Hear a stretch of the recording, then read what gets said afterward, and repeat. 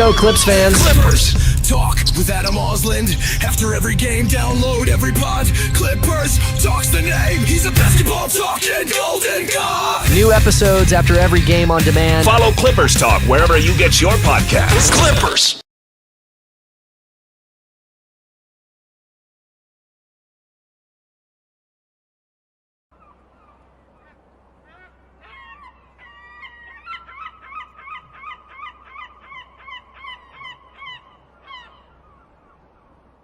Here we go, Clips fans. Clippers talk with Adam Osland. After every game, download every pod. Clippers talks the name. He's a basketball talking golden god. New episodes after every game on demand. Follow Clippers Talk wherever you get your podcasts. Clippers. What up, Clipper Nation? I'm Adam Osland. Good to be with you guys on is it Tuesday? Yeah, it's been one of those weeks and it's still pretty early in the week. Good to be with you. I think it sent out an alert. Maybe. No, that seems to be a little bit spotty right now with the new system going on. Got a good show for you. We'll talk about your newest Clipper, whose social media already put out a post for him. So it is official at this point. Official. We'll also get into updates on Benedict Mathurin and Peyton Watson here as I watch to see if the chat is working and this thing was even sent out here. I don't get it. Why is it messing with me like this every show? Who is pulling the prank on me? Okay, Saint Jamone in here. There we go. We're in. We're good. We are, in fact, live. Okay. I wanted to start things off in today's show by going back a couple of shows here. And I put out a video a little bit earlier today. I'll bring that up for you. But in the video section, you can check one out that's called Which Clippers player do you wish had a ring most? Like we talked about. And I was trying to see, as I had our buddy Mike Jaglin on yesterday, if there would be any consensus on who would be that guy. And it was kind of all over the place, honestly, in the comment section here. And so I wanted to bring that to you. And I got Bone, Hugs, and Harmony saying Elton Brand, Corey Maggette, and Chris Kaman. Even though he was not a long-tenured Clipper, Baron Davis, because he was my favorite UCLA Bruin, alongside Pippen and Jordan, Davis, Vince Carter are my Mount Rushmore of early basketball fandom. So big Baron Davis guy. Oh So Real had EB, Corey Maggette, Jay Crossover, Sweet Lou, Terrence Mann, CP3 said fell out of his graces with that game 6 in LA versus the Suns, or it ended with Patrick Beverly pushing him in the back. Bodinsky854 said, Zoo, to be honest, he works so hard in his role no matter the situation. Easy guy to root for because of his quiet and chill attitude. Felt especially bad whenever this 2-1-3 era would disappoint. That's why I'm rooting for the Pacers in the East, so Zoo's efforts pay off finally. Yeah, Zoo is one of my all-time favorite Clippers, and him relating to Clipper Nation and making the statement, Clippers can't have nice things, and just talking about, letting them down and the injuries and all the bad luck they had. He was very easy to understand with us Clippers fans, obviously. Corey said, I got a list. Chris Kaman, CP3, and Blake, Pat Bev. There were a few people in here that said Chris Kaman, the caveman, which is interesting. CP3 and Blake, get it. Patrick Beverly, also one of my favorite Clippers. CP3 or Kawhi said genius. CP3 or Zoo said DH Pat. Ryan Truman said Quentin Richardson. Maybe not the best, but I always liked him. Knucklehead's getting a little bit of love in here. I don't know. I got a little bit of carb face today. What do you want from me, FSD? Who else? Chris Elton said James Harden. I think that was the only vote for James Harden. And then Alon NG said Zoo first, Kawhi last. All right. So things were a little bit all over the map, but a couple Chris Kaman votes in there. Some people taking it back to the mid 2000s with EB, Corey Maggette. I definitely have a ton of love for Zoo. That might be my guy. Let's see. Measy in here is saying Darius Miles, and somebody else said Quentin Richardson. But if you want to check that out, that's one of the videos right now.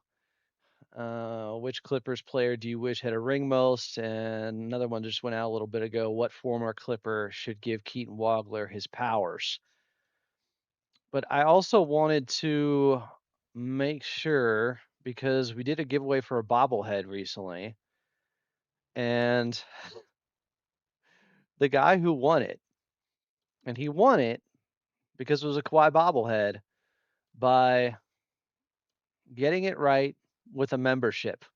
I put in different clips when you become a member here on Clippers Talk, and one of them was the Kawhi game winner over the Pelicans on Halloween. There's about 10 clips total, and I believe it was Top GM who won it. Top GM, drop a comment down below in the video with your email so I can send you that Kawhi bobblehead. And it was the claw machine one. But I actually have something to give away today, too, to new members. I think you guys are going to like this since Ivica Zubats was getting a lot of love with the player you want to give a ring to most in Clipper Nation. I got the Ivica Zubats shirt when they were trying to campaign for him for Defensive Player of the Year, pronounced Ivica Zubats. I will send this out to whoever becomes a member and gets Ivica Zubats in a clip on the screen dunking on Victor Wembanyama. Become a member and you can win that Ivica Zubats shirt. That's honestly one of my favorites. Big RR 64s in here. Roflo always saying, Atom, talk to me nice. Some people saying Olawa Candy, the Candy Man. But yeah, if you want this Ivica Zubac shirt, become a member. And if you happen to get and it's randomized, Ivica Zubac play for your membership with him dunking on Victor Wembanyama, that was in the 26-point comeback game, their first ever win into a dome during the 24-25 season. You will win the Ivica Zubac Defensive Player of the Year campaign shirt as they gave those out at the end of that season. That was definitely his best season so far in his young NBA career, and he was awesome. And I would say a top 5 center that year. We'll get to Broome coming up in a little bit too. Um, I do want to get to a little bit of a recap of something we were talking about last night for context purposes here. Remember, it was interesting because first we had Jake Fisher of the Stein line who came in and said, well, basically, quote, there's been little in terms of fresh rumbles regarding Mathurin's situation. Sources say that the Pelicans showed the strongest trade interest in Mathurin during the season, but I'm told that New Orleans has not been involved to date in Mathurin's restricted free agency. But then Mark Stein came in on the same Steinline Substack and said there had been new recent negotiations between the Pelicans and restricted free agent Benedict Mathurin. So conflicting reports from two guys that work together, I think on the same Substack, the Steinline. Jake Fisher saying no, they hadn't reached out. Apparently, they did reach out during the season, but there hasn't been anything with them, any fresh rumblings, he said.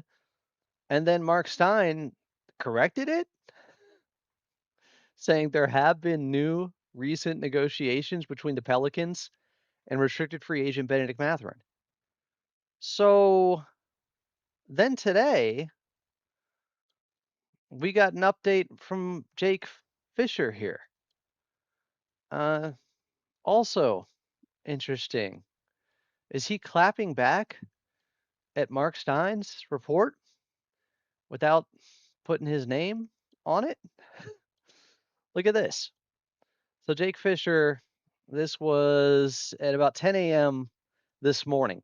The Pelicans, sources say, hadn't yet broached the Clippers on sign and trade frameworks to bring Benedict Mathurin to New Orleans on Monday. The Pelicans could still swing a first trade maneuver to free room and give Mathurin an offer sheet. Okay, so he clarified, at least his sources hadn't yet broached the Clippers on sign and trade frameworks to bring Benedict Mathurin to New Orleans on Monday. And he put that out earlier today on Tuesday. So is Mark Stein going to say something else? Like, how is this going to work here? Is there infighting between those two? They seem to disagree here. Benedict Mathurin is a restricted free agent, so the Clippers could match whatever that deal is. And then there was, well, this idea that was out there. It's just somebody that does a pod for the New Orleans Pelicans, but they thought about doing a sign and trade with Herb Jones, and people started to latch on to that. Shamit Dua said, I'll have more thoughts on this, but in a hypothetical Mathurin sign and trade that sends Herb to the Clippers, the Pelicans will be severely downgrading in terms of guys who impact winning. Herb's 3-year RAPM is plus 3.2, whatever. I just hadn't heard Herb Jones being brought up as a possibility in a sign and trade before for Benedict Mathurin here. That's new to me. I want to see Herb Jones's contract real quick because I'm a fan, and I believe he's making okay. He's 29, so he's no longer a spring chicken that everybody used to think of him as. So if you could get Herb Jones away from the Pelicans, he's on this sweet deal for cheap. I think he had like a 3-year, $45 million deal at some point. He's still making 21 million this year, 22.5 next year, and then a player option in 29-30 for 24 million. He'll be 31 by the end of that. In looking at his age and being 6 years older than Benedict Mathurin, while I do think he's the better player that impacts winning right now, the Clippers aren't competing to win at the highest level right now. I'm not saying if they got Herb Jones for Benedict Mathurin, I'd be upset, but I could also understand why someone might push back against it a little bit, thinking, oh, Benedict's 23. Let's see what he can do. Give him a little bit more time. That's not as easy as a trade as I thought it would be just because of the age difference there and the current period the Clippers are in, right? And if you want to see the numbers, there they are. Roflo's in here saying pass, give Mathurin the 20 million a year instead. Killicam said keep Ben at that point. Now it could depend how much are they getting Benedict Mathurin for. If the contract is comparable to Herb Jones and not just non-taxpayer mid-level exception money, if it's a steeper price, you may just want the better player. Claybon's in here saying if they want Mathurin, we'll take Herb Jones and some draft capital at him. But I'd rather see Ben put that S up again. Put it up, Ben. I don't think you're getting Herb Jones and some draft capital. I just don't see both teams making this trade work unless the Clippers think, well, he's just a better asset than Benedict Mathurin, and we can reroute him at the trade deadline and maybe get more for Herb Jones. Benedict Mathurin has more to prove in this league of who he's going to be. You can know what you're getting with Herb Jones for the most part. He's a vet at this point. It's kind of weird to say. I didn't uh I didn't think he was 29 already. I guess that's why Trey Murphy's the new hot thing there. Let's see. I need to double check on that age because now I'm getting ooh. So the contract, he'll be 28 when the season starts, not 29. So I was looking at his age off Spotrac or whatever that had the contract, and he'll be 28. He'll play this entire year at the age of 28. So yeah, I think you'd really have to think about that. I think you'd have to consider that one.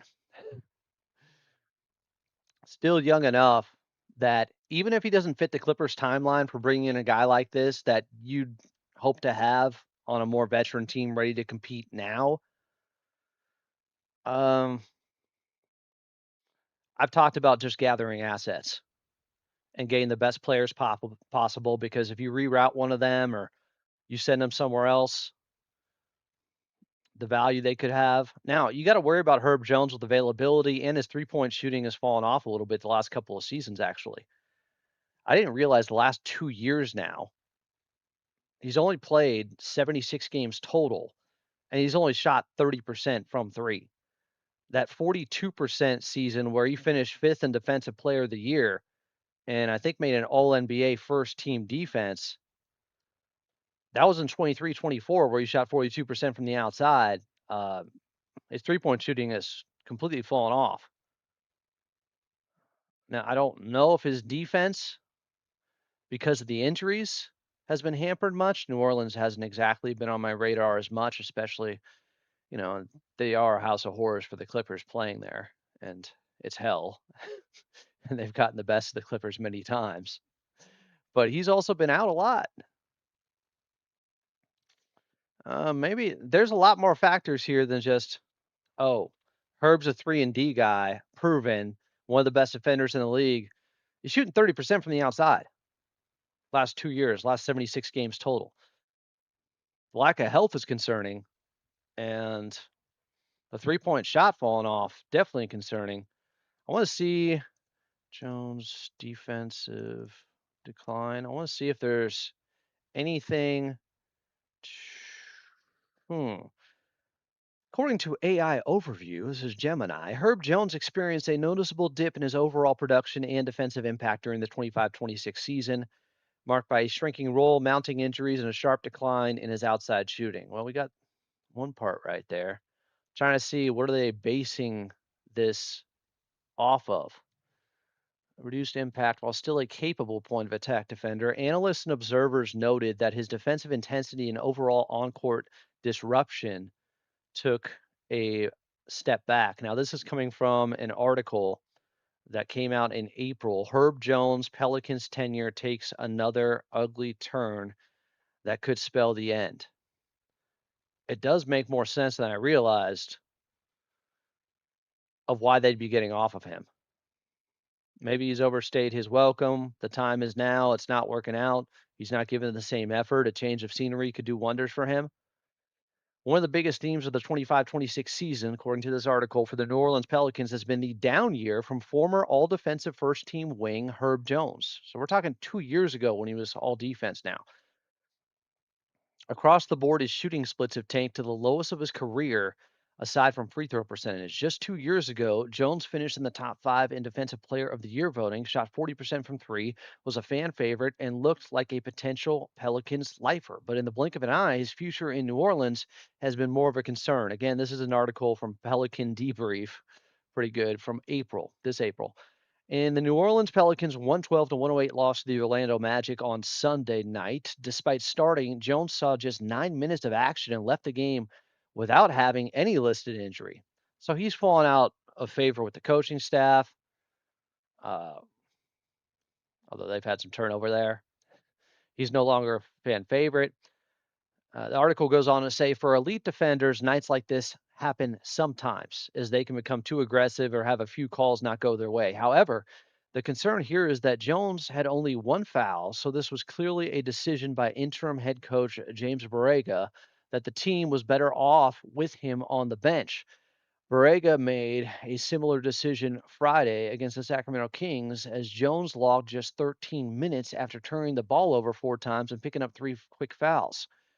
With his numbers trending downward and now not seeing the second half in back to back games, it feels like the Pelicans and Jones could be trending toward a divorce. Go on to say a shrinking role raises bigger questions. We've seen great players have up and down offensive production and still be impactful winning players, players like Marcus Smart, Draymond Green, Ben Wallace, etc. But if you were to take away those strong defensive attributes, these players would be unplayable most of the time. That's exactly where Herb Jones is now. Scathing. Sure, he's still very good from the point of attack and better than many other teams' wings defensively, but this season, that side of his game has taken a step back.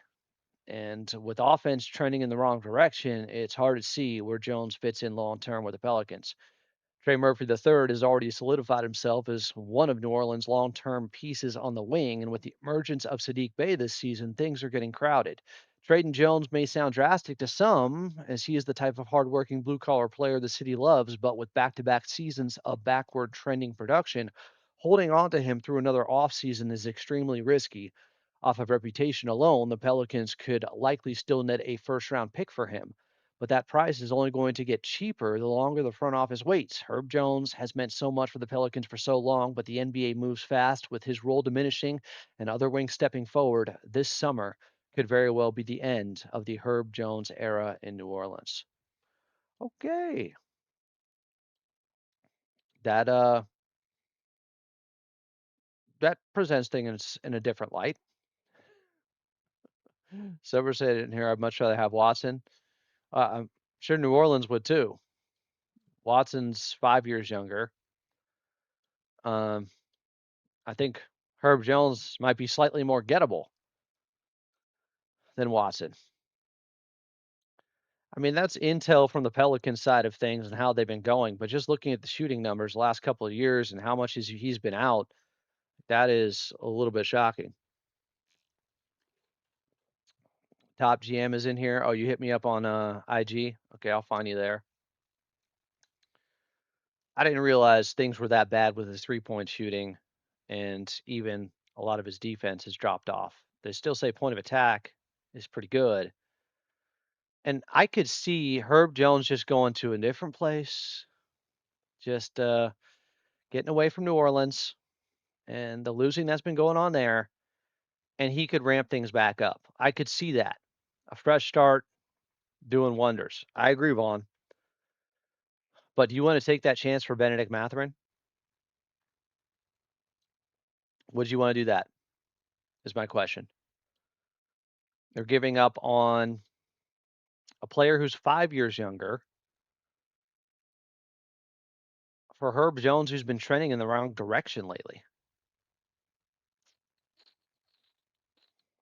Been 2 years since he really was one of the 3-and-D darlings of the league that everybody wanted to pick apart and take away from or pick him off from the Pelicans and bring him to their situation.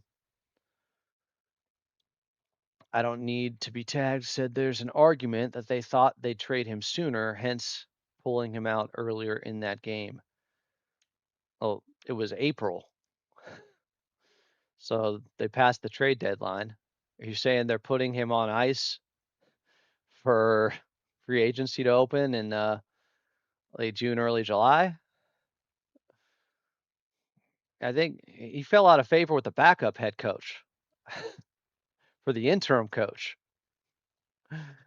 That's what's interesting there. Now they got Jamal Mosley who comes in from Orlando as they grabbed, who was it from San Antonio? Sean Sweeney, who a lot of teams wanted.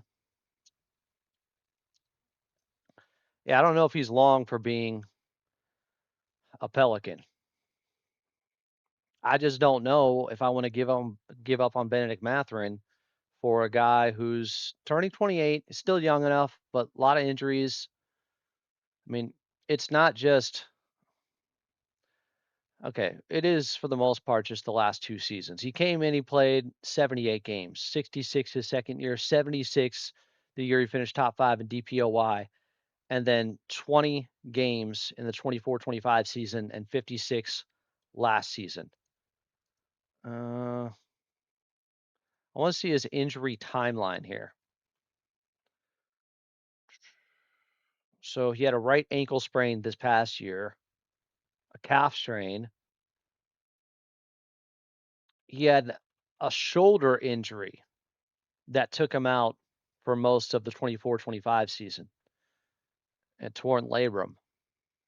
I mean, I'm not overly concerned about a shoulder issue. It's not an ACL, it's not an Achilles. Thomas Ortega says Mathurin is severely underrated by the Clippers.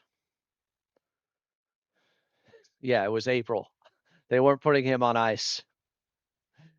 He got pulled from the game.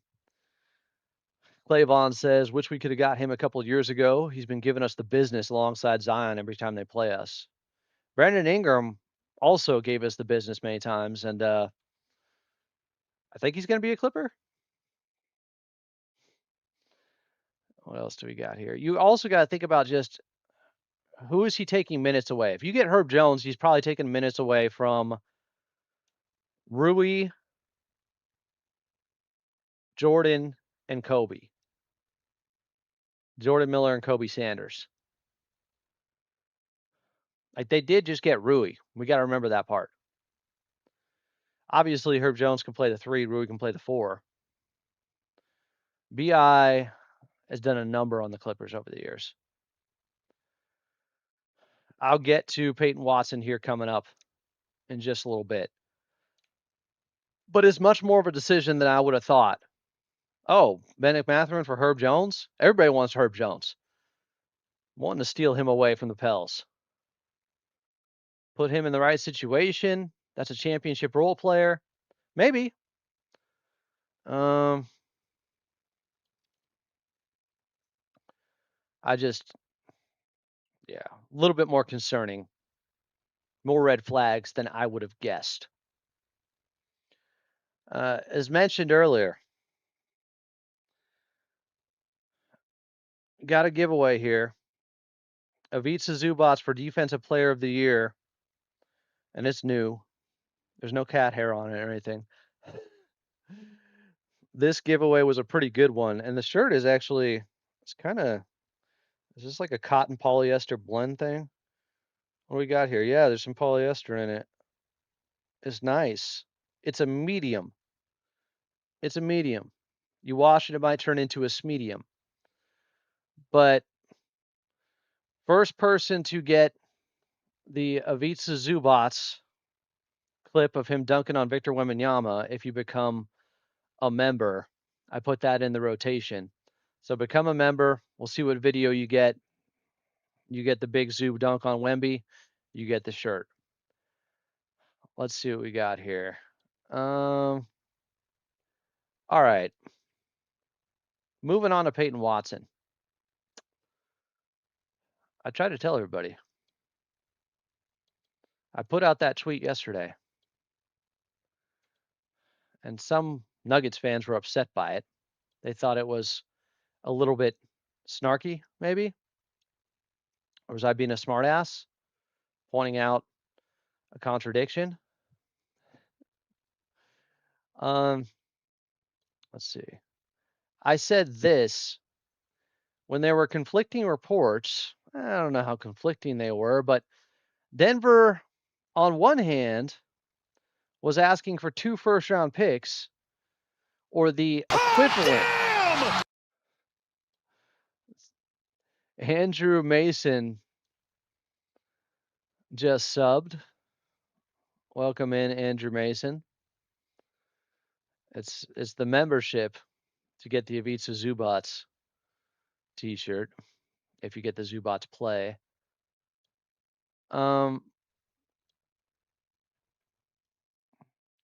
The equivalent of at least 2 first-round picks is what Denver was holding out for. Well, at the same time, there was a report that Denver offered him $70 million over 5 years. Wait a second. So you think he's only worth $70 million over 5 years, but you want the equivalent of at least 2 first-round picks in any Peyton Watson sign and trade? That was coming from Jake Fisher. It was Tony Jones from The Athletic, T. Jones on the NBA, that had the contract of $70 million over 5 years that apparently they offered. So today we get an update from none other than Shams Charania about this, and I'm not surprised. I'm not surprised at all that there was more clarification, or maybe just Denver adjusting what they were looking for Peyton Watson here. Make sure this plays right. But in a potential sign and trade, the Nuggets initially had set a price this offseason of similar to the Walker Kessler deal. Of 2 firsts and 2 swaps in any potential deal. Now that price, my understanding, is a really good high-level player as well as a first-round pick. So we'll see between now and obviously the deadline for any type of restricted deals, as we saw with Jonathan Kuminga last summer, was basically up until training camp. So we have about a month and a half before that period starts to come around. But in a potential sign and trade, the Nuggets initially had set a price this offseason of similar to the Walker Kessler deal of 2 firsts and 2 swaps in any potential deal. Now that price, my understanding, is a really good high-level player as well as a first-round pick. So we'll see between now and obviously the deadline for any type of restricted deals, as we saw with Jonathan Kuminga last summer, was basically up until training camp. So we have about a month and a half before that period starts to come around. So apparently they either lowered their price, or it depends on how you look at it. And I'll play it again, at least to myself here. They want a really good high-level player as well as a first-round pick. Now, you could interpret that as the equivalent of at least 2 first-round picks. A really good high-level player could be worth a first-round pick. A first-round pick worth a first-round pick. So this could be semantics here, honestly. What I really don't buy here is the $14 million a year. Getting less than Gary Trent Jr. $70 million over 5 years, $14 million a year for Peyton Watson just does not seem realistic to me. If we get Watson, what position would he play? 3 or 4? Probably the 3. I don't know. I'm guessing Rui's going to play the 4 a lot, but you could switch those two depending on the night. It's interesting to me that nobody has reportedly made an offer for Peyton Watson yet. And I think that's because they want to work with the Denver Nuggets on a sign and trade. That's my read on the situation. Instead of, hey, screw you, Denver, and doing what the Thunder did with Spencer Jones and making the offer and making Denver have to pay him, I think they're saying, this is what we could offer him. Are you willing to work with us? I think they're negotiating. Now, I don't know if that's the Clippers. I don't know if that's Milwaukee. I don't know if that's Atlanta. Those are the 3 teams that have been reported here.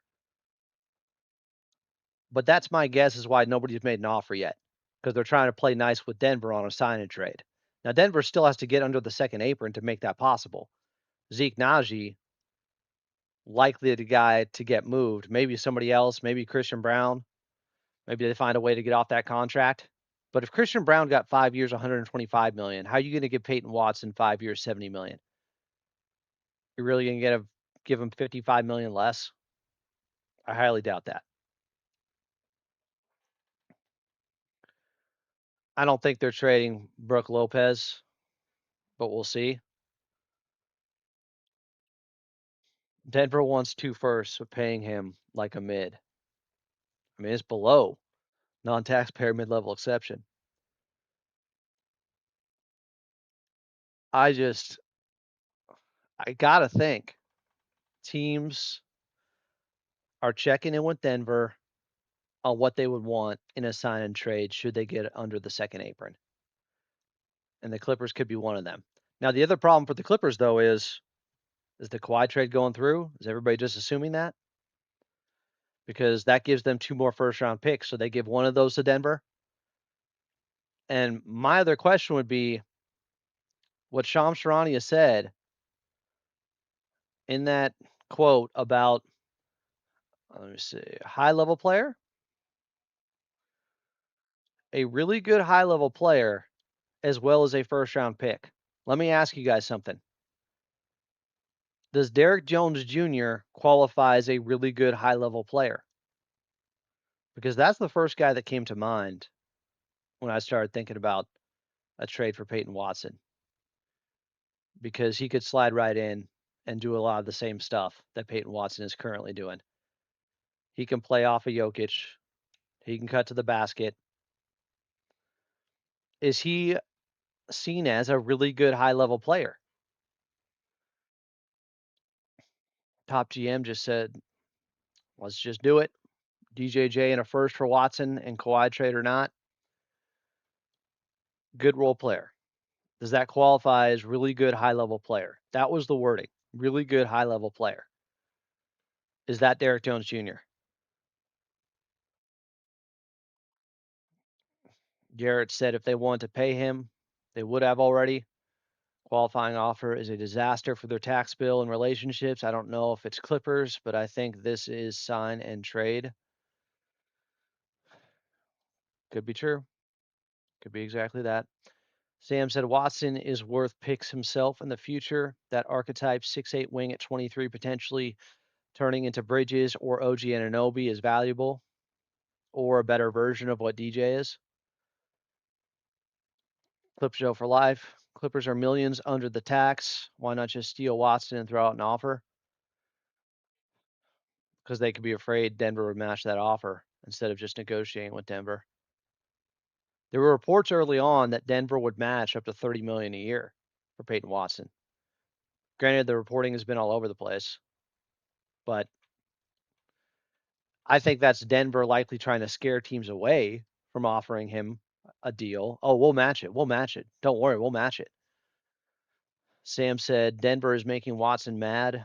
The only way this trade works is if we take Zeke Naji along with Watson so Denver can take back players and get cheaper at them. They still have to get under the second apron first. You have to take Zeke Naji to make the money work. So I don't know. Like they're going to do a deal with the Clippers with Zeke Naji separately to get under the second apron and then do a sign and trade with Peyton Watson. If Jokic liked Peyton, he'd be paid and signed already. I don't know about that. I think Jokic has liked some guys and they've let him go in the past. They haven't been willing to pay the luxury tax. Now this might be the time they do because Jokic did not take the extension this summer. Now he can make more taking it next year. And he did say, from what I could tell, that he wants to retire Denver Nugget, and there doesn't seem to be an issue there. And now it doesn't sound like he's putting pressure on the front office. But they got to know that could change the way this season turns out. There should be pressure on them when you have the best player maybe in the game. I would not include Yannick for Watson. I wouldn't. That's how high I am on Yannick Kona and Niederhauser. I wouldn't.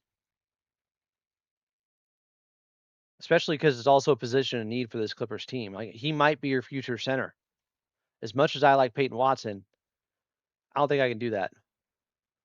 Yeah, DJ would be great next to Jokic. A lot of Watson's finishing around the rim, slot cut stuff. It's just playing off of Jokic. Such an ambiguous way to word it. Really good high level player. But you could argue DJ is better than Peyton right now. Maybe I'm a homer, but he's legit impactful and versatile. I think he would qualify. I think he does what Peyton Watson has done in a small sample size next to Jokic around as good. And his defense, it's around as good. They could definitely talk themselves into it, I think. Denver. Thomas Ortega, Kawhi to the Raptors gets canceled. Kawhi to Nuggets for Watson. So you Nuggets willing to risk Kawhi suspension? I'd be surprised if that happens. First, like the Raptors would have to pull out of the deal for that to happen. Top GM, I think Derrick Jones Jr. qualifies as a high-level player. If the player is any higher level than DJ, then he's just as good as Watson, and they want a first.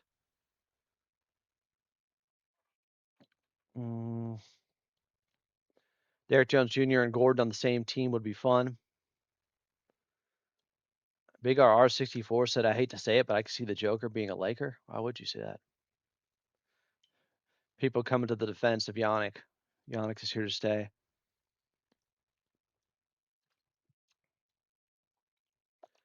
Throw on Brooke Lopez and take back another player with more salary. Alleviate Denver's cap. Maybe. Yannick is not for sale. Would you trade Ben in a sign and trade for Misi? He feels a need and young. Feels a need and is young. I like Misi from the Pelicans since we were talking about Herb Jones. He's nice.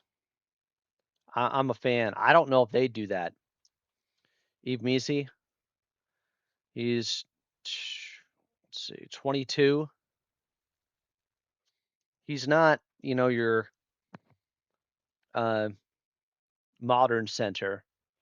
He doesn't shoot it from the outside or anything like that, but scores on the interior, gets boards, defends.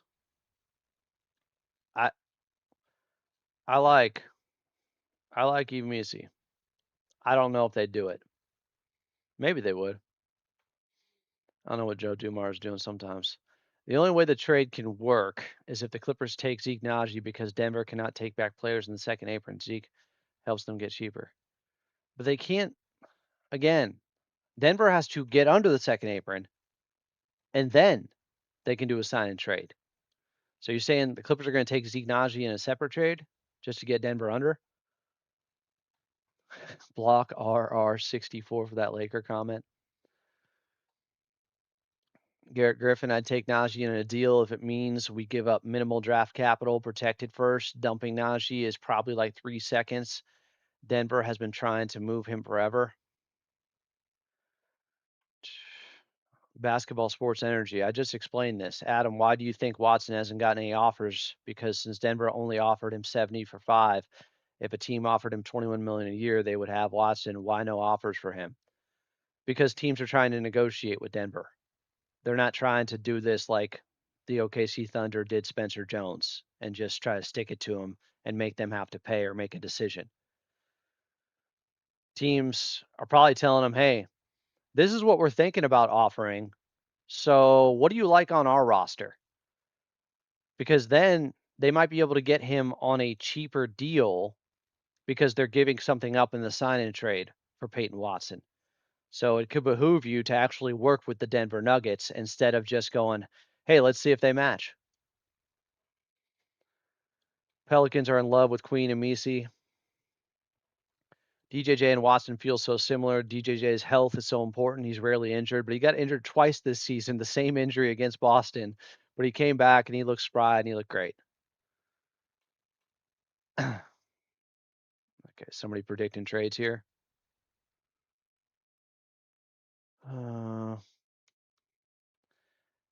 I don't know. Has Spencer Jones been already made official? I know he went out there and had to clarify things with the fan base of why he took the offer sheet with OKC.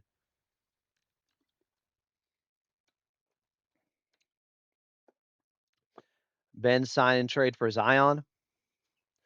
You want to try to rehabilitate Zion's career, who also all kinds of injury stuff, the weight issue. Looked better this past year, but I mean, I I'm curious about Zion because he is productive when he's out there still. Let's see. This year he played 62 games. Year before 30, year before 70, year before 29. Missed a year with I think it was meniscus, but he still has bounce and he's got some baby Shaq to him. He averaged 21 and 6 while shooting 60% from the field this year. Let me check on Zion's contract. I think he has 2 years left, I want to say.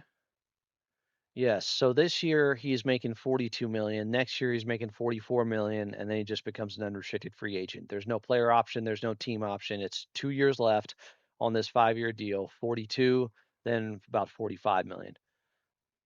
27, 28 seasons.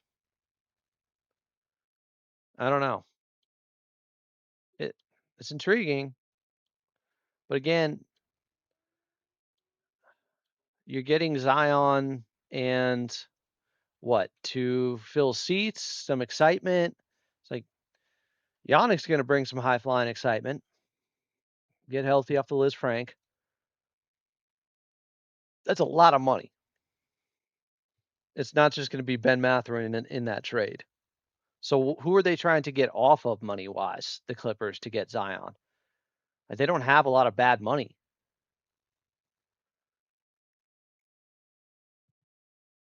Clavon said, "Hell no." Garrett Griffin, I really do wonder if the Clippers have a deal lined up with Denver already. Maybe they are waiting for Kawhi deal to feel comfortable giving up a first. Just a lot of smoke all summer on it. Yes, Garrett. That's what I've been talking about for a couple of weeks. Well, since the Kawhi trade was put on pause. I think it might have put a Peyton Watson trade on pause. The Clippers might be the ones to roll the dice, thinking we believe the Kawhi trade's still going to go through, and we're going to get those 2 first round picks, so we can give a first round pick up to Denver in this trade because we think we're still going to get 2 from the Raptors. That could easily be affecting things. There also is, until like training camp, I think restricted free agency period, when you have to make a decision. Let me see if I can find it on the NBA calendar. October 1st is the deadline for a restricted free agent to accept a qualifying offer. So there's still a lot of time left for this to play out. For Peyton Watson to go nuclear with it and just accept a qualifying offer because he doesn't want to get lowballed by Denver, and Denver doesn't want to get lowballed by the offers they're getting in a sign and trade if they get under the second apron. I'm with you, Merkson. I am big on Peyton Watson, but I'm not giving up Yannick in that trade. Zion has definitely lost weight. Punk's gone wrong. Is there a different level in the second apron? Why not offer him more money if they already are over the second apron because of Spencer Jones? Why not offer him more money? Maybe you're afraid since they're over the second apron already that's an indication that they're going to match anything. Like, they have his bird rights, so they could match anything. It's just how much do they want to pay in luxury tax, because they could end up paying like $230 million. That's what they're looking at right now, Denver. They could end up paying like double what their actual. Kawhi for the win. Damn! Clippers win! Merkson became a member, but did not get the Ivica Zubats play, which is still out there. Him dunking on Wemby. And if you become a member and get that, you get this Ivica Zubats. That's a pretty good shirt. It's the Zubats, pronounced Ivica Zubats, #1 NBA Defensive Player of the Year. They're trying to show him some love in the 24-25 season. Thank you, Merkson. Appreciate you. Thanks for the support. He immediately goes, F me. It's going to be okay, man. I'm going to make it worth it for you. Promise. I'll do some other ones too for members, giveaways for specifically for members. Kawhi buzzer beater over the Pelicans. Was that a sign? Talking a lot of Pelicans on this show. Yeah, they could end up. Thanks, Ray. They could end up paying basically double what their entire cap sheet is. Their cap sheet's like, the second apron I think is like around 222 million or something. So they're a little bit over that. And then on top of that, Denver could spend another 230 million just in luxury tax. So we're talking like 500 million for this roster. It'd be unprecedented. So they're in a really tough spot.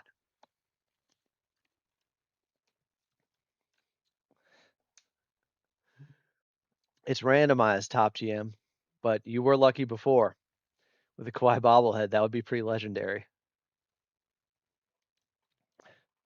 Ray sent that from an airplane in Seattle. Thank you, Ray. You're the man. Gold coin for 10 jewels. I haven't figured out some of the jewel stuff still. Garrett Griffin. I'm not in the business of defending billionaire owners, but paying that much in tax to run back a first round exit, pretty unjustifiable. I honestly think if they're healthy and they have Peyton Watson, Cam Johnson still on the team, with Jokic, with Aaron Gordon, with Jamal Murray, with Christian Brown, they're formidable. I do think them healthy, they're the third best team in the West. And then you see how things play out. Like, I couldn't believe they lost to Minnesota in the first round either, given who was available for the Timberwolves. That was nuts. And embarrassing for Denver. They had their own injuries, but no, there's no way they should have lost that series. They got punked. So I wouldn't say they're for sure some first round exit. With good health, like everybody needs, Denver's a problem. Yeah. 500 million in salary, plus you lose all flexibility, improving the roster moving forward. You just sign guys on veteran minimums. No, I agree. There's no way they should have lost that series in the first round. And I also agree, I don't know if you can trust Aaron Gordon staying healthy. If they moved Aaron Gordon or Jamal Murray, like let's say one of them two or Christian Brown's contract, then they'd have a little bit more maneuverability depending on what they got back, of course, but that would be a way to kind of more radically turn over the roster for Denver. Andrew has the Zubac shirt.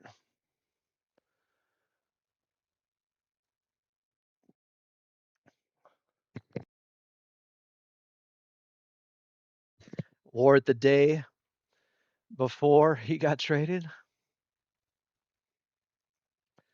Daddy Adam Moslin 6'7". I need this guy to become a member. I will always read your name as long as you become a member. Daddy Adam Moslin 6'7". Garrett Griffin, Jamal Murray to Toronto for quickly picks, etc. Garrett Griffin's been in here for a while. I've always liked your analysis, Garrett.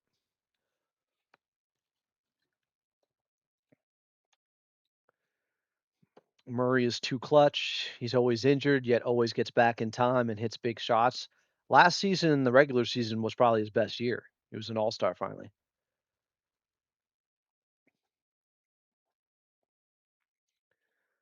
What else do we got here? So, Swipa, who I think is a really good follow, and he does Denver Nuggets coverage. You guys might know him from Player's Choice, which is a cool YouTube channel. A lot of barbershop NBA talk, like 6 guys there in the chat, sometimes more than that, going back and forth, debating hoops. Good show. I saw Swipa go live a little bit earlier today after the offer was lowered apparently by the Denver Nuggets. Yeah, I watch Player Choice. My guy Penn is on there, who I've jumped on with before on his show, Pensar Basketball. I know, Roflo. I know. But I want to bring you some of the conversation that Swipa had earlier today. Let me see if I can jump around to the part. Jump around. Jump. Yeah, I think it's pretty much at the very beginning. Swipa has his own YouTube channel too, though he doesn't go live that often. So I kind of felt like, oh, this was important today, huh? This meant something. All right.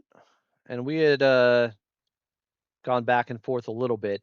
He responded to my tweet last night about the Denver Nuggets and, well, they want 2 first-round picks, but they also would only pay him $70 million over 5 years. That's a little curious. So here was Swipa earlier today about the news. Talking to you about the Denver Nuggets. We have some very, very, very, very important Denver Nuggets news that has dropped as of yesterday. Shout out to my dog, Tony Jones. Shout out to one of the best hoopers in the NBA media space. I know he would love to hear that. Peyton Watson reportedly was offered as a restricted free agent about $70 million over a 5-year term. A $70 million deal over 5 years. Now, I do want to be accurate with this. We do not know if this was a deal that was offered recently or something that was offered at the beginning of the process. But this deal, which would be a $70 million deal over 5 seasons, is worth $14 million per year as it stands for Peyton. 14 for Peyton Watson? Really? $million per year as it stands for Peyton Watson. 5 years, $70 million for Peyton Watson. And the reason why they're doing this is because he is in restricted free agency, they are going to have the ability to pay him whatever they feel like he is worth. But then his side, which is Clutch Sports, has to argue for his behalf.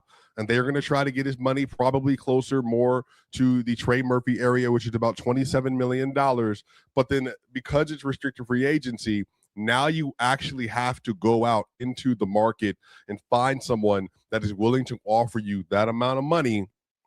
And that team has to be willing to meet the Denver Nuggets trade demands as well. So it's multiple things. There are 3 vested parties. There's the Nuggets, there's Peyton Watson and his camp, and then there are the other teams.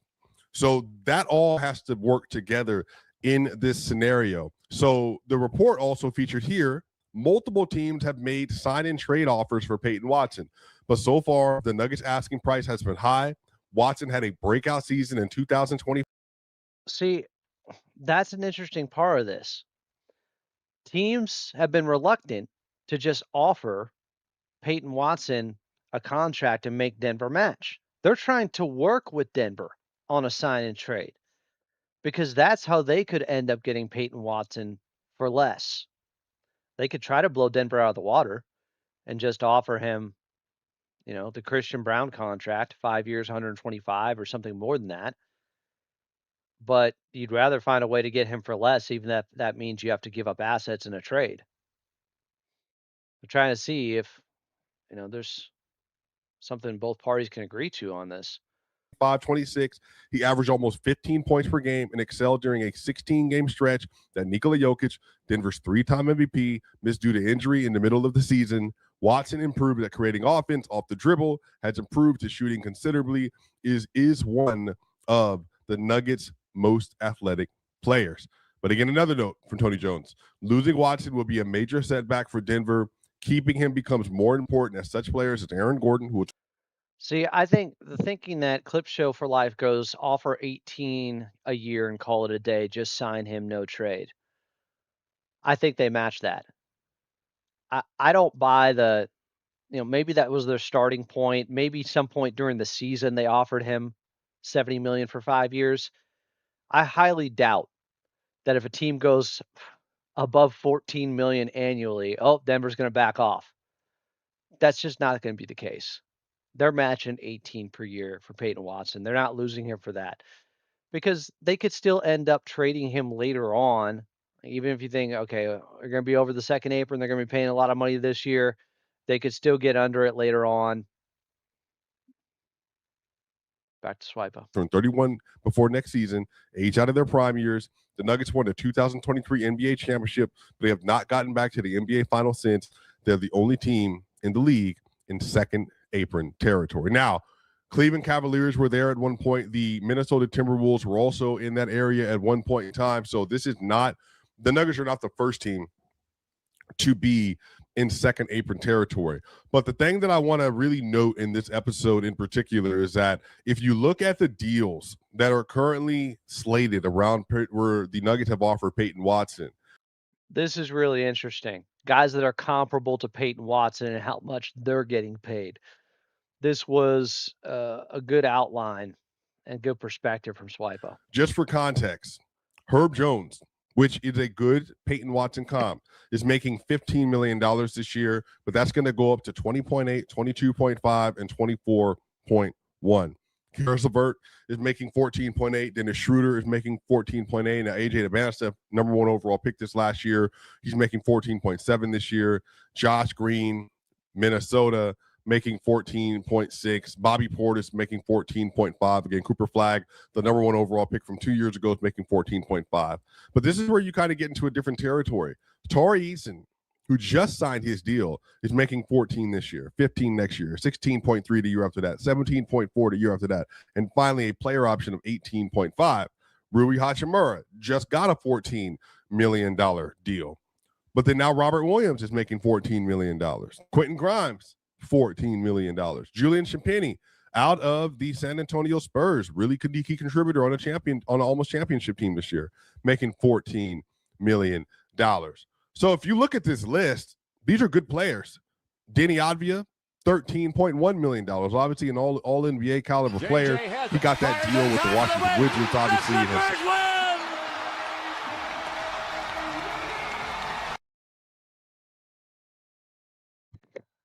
Rancis, Armiento. Unfortunately, you didn't get the Zubats highlight, but I appreciate you becoming a member and a supporter of Clippers Talk. Much appreciated. Welcome, Rancis. Accelerated into it. These are good players.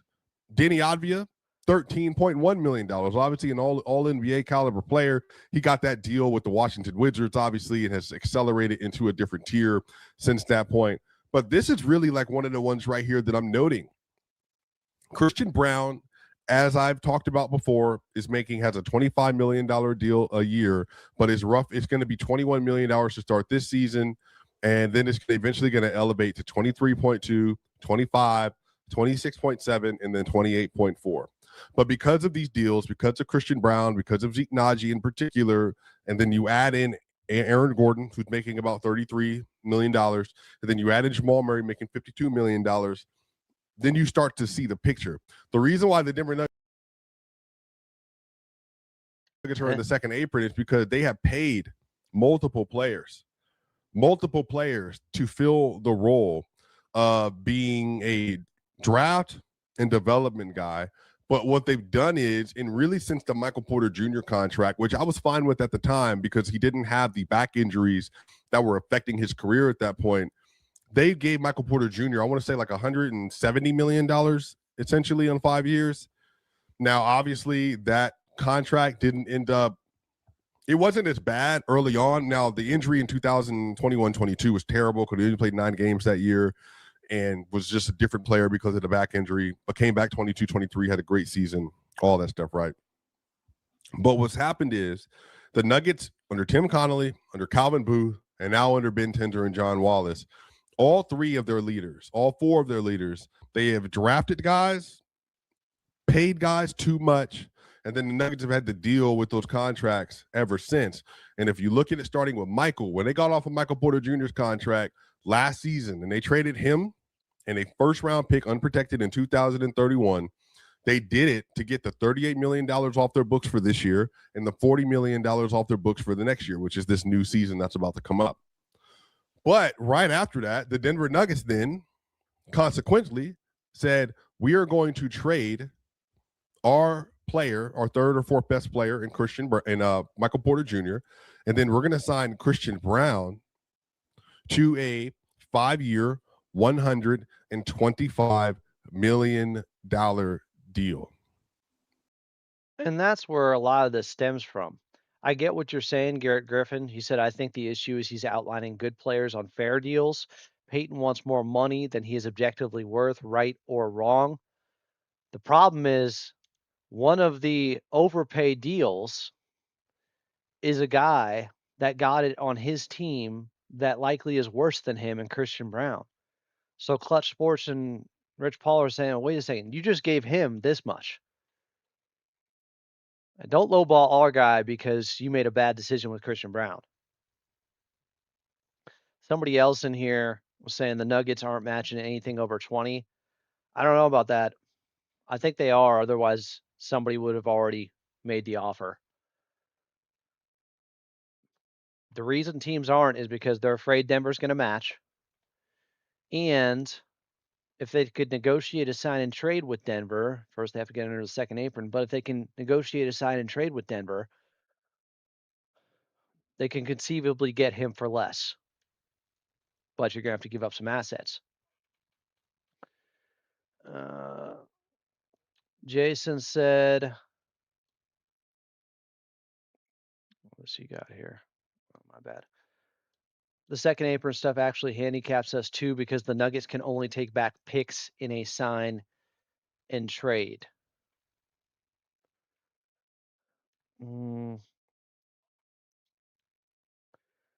AP Hoops is in here.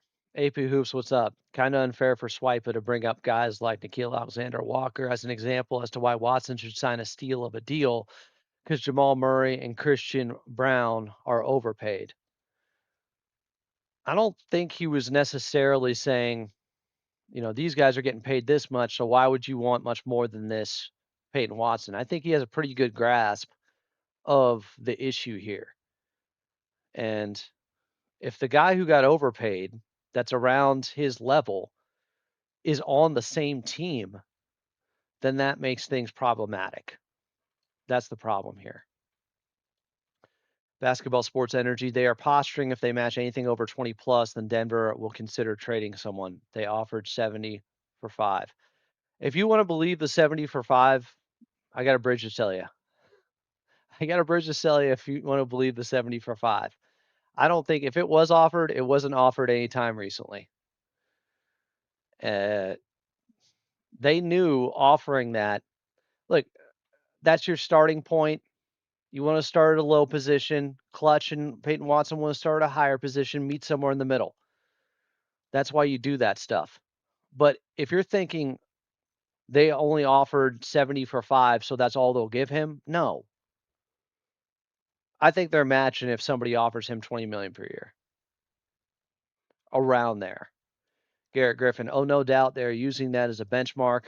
I think it's smart by them, the Christian Brown contract. Teams out there are willing to give more than 14-1.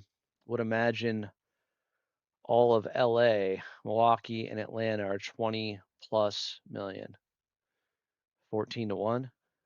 Give more than 14 per year. Because 70 over 5 years.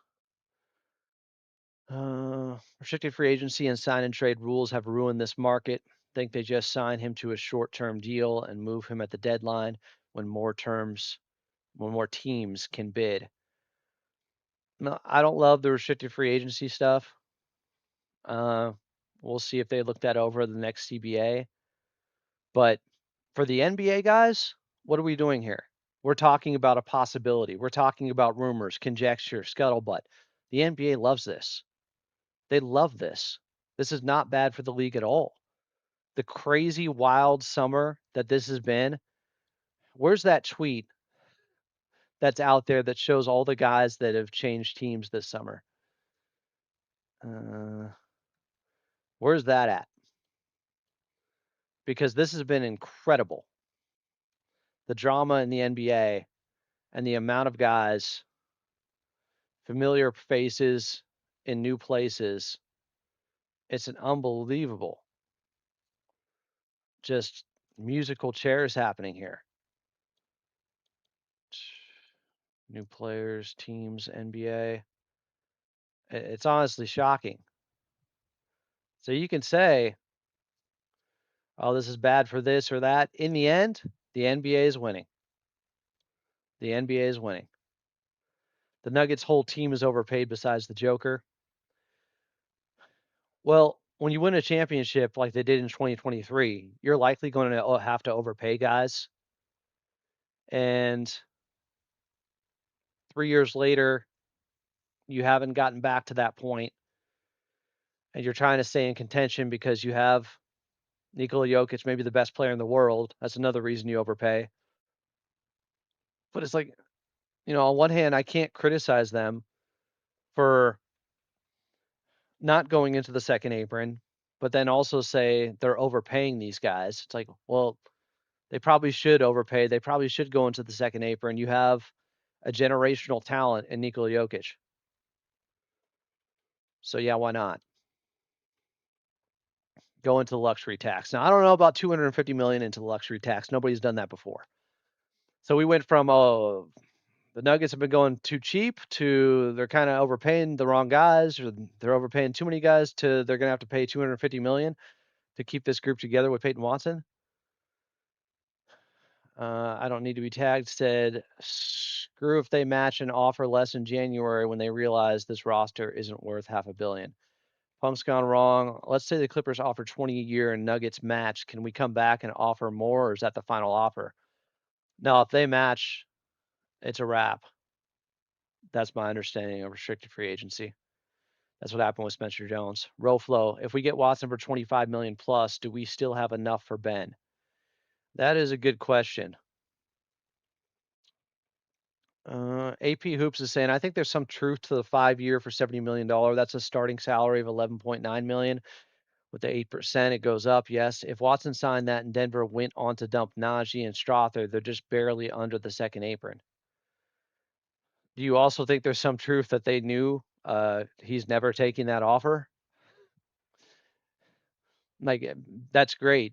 Like, if you think it's realistic because that's what keeps them under the second apron, Watson doesn't think it's realistic, and Clutch doesn't think it's realistic. They're not taking 55 million less than Christian Brown. So, I mean, that's a non-starter for Peyton Watson from his camp side. Sam Vencia fan page. It's the beginning of a negotiation process. They lowball, highball, meet in the middle. That's it. Sam Vencia fan page. If Peyton is that good, he would have offers. Yet he's gotten 0 offers. That's not what it is. I don't know how many times I have to explain this. Teams are afraid that Denver will just match and they'll lose out on them. Or you could go this route. You negotiate with Denver on a sign and trade. Denver still has to get under the second apron. But what teams are doing is negotiating with them directly instead of making an offer that Denver will end up matching, and therefore they won't get Peyton Watson. The read of, if Peyton is that good, he would have offers, yet he's gotten 0 offers, proving he's overrated. That's just a dumbass take. I'm sorry. That's not what's happening here, Sam Pensy fan page. That's not how the negotiation process works. Teams are trying to play nice with Denver so that they can get him for less, but they'll have to give up some assets, yes, but maybe they have something that's expendable for them that Denver wants. Did the Kawhi trade go through, or what happened? Oh, God. Gino XSD, Clipper Nation, Garrett Griffin. Would be interesting if Peyton, his camp, will take a higher AAV short-term deal similar to Kuminga with the team option, but maybe a player option. I mean, that's what I proposed from day one, Garrett. I said I'd come in 3 years, $30 million per year, player option in year 3. It's a 2+1. There's incentive for him to play really well, and then he can get paid when he's 26. You can try to strive for a max deal or something like that. That's the offer that could blow Denver out of it if you offer $30 million per year. The problem is the Clippers don't even have the ability to offer $30 million for Watson right now. Jose Villanueva, player movement era. Neither players nor organizations are married to anyone. Well, yeah, it's a business. Why would you be? Are you married to your job if somebody's offering you way more and a better life? Josh, yeah, the problem with that first 5-year offer is that the qualifier is $9.6 million. Yeah, the qualifier is less than that. Yeah, it's $6.5 million. Him threatening to take the qualifying offer, I think, is an empty threat. But we shall see. Daddy Adam Oslin 6'7". If he takes the qualifying offer, is there a possibility he can be on the Clippers next offseason? Well, yeah, he'd be an unrestricted free agent. If you take the qualifying offer, that's how you get to unrestricted free agency. You get away from the restricted free agency. Matt Moore had a similar take on today's Locked On Nuggets episode. If these teams value you that high, they'd be willing to trade what it takes to get you. Well, they have till October 1st for him to take the qualifying offer. So there's no rush. This is the negotiation song and dance. This is how you go through it. Maybe he's right. The teams know Denver is in a really tough spot.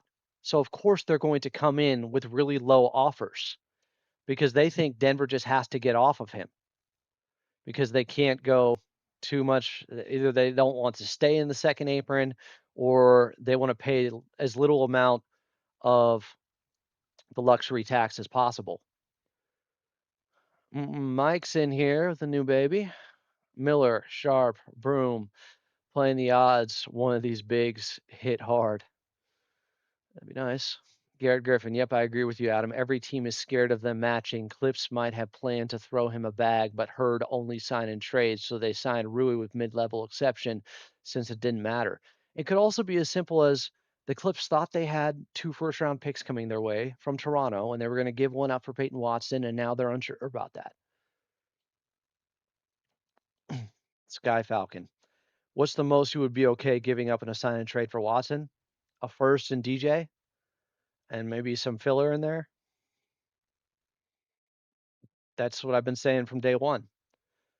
Basketball sports energy. Do you think Denver also has to worry about the locker room if Peyton is coming off the bench making less than Christian Brown?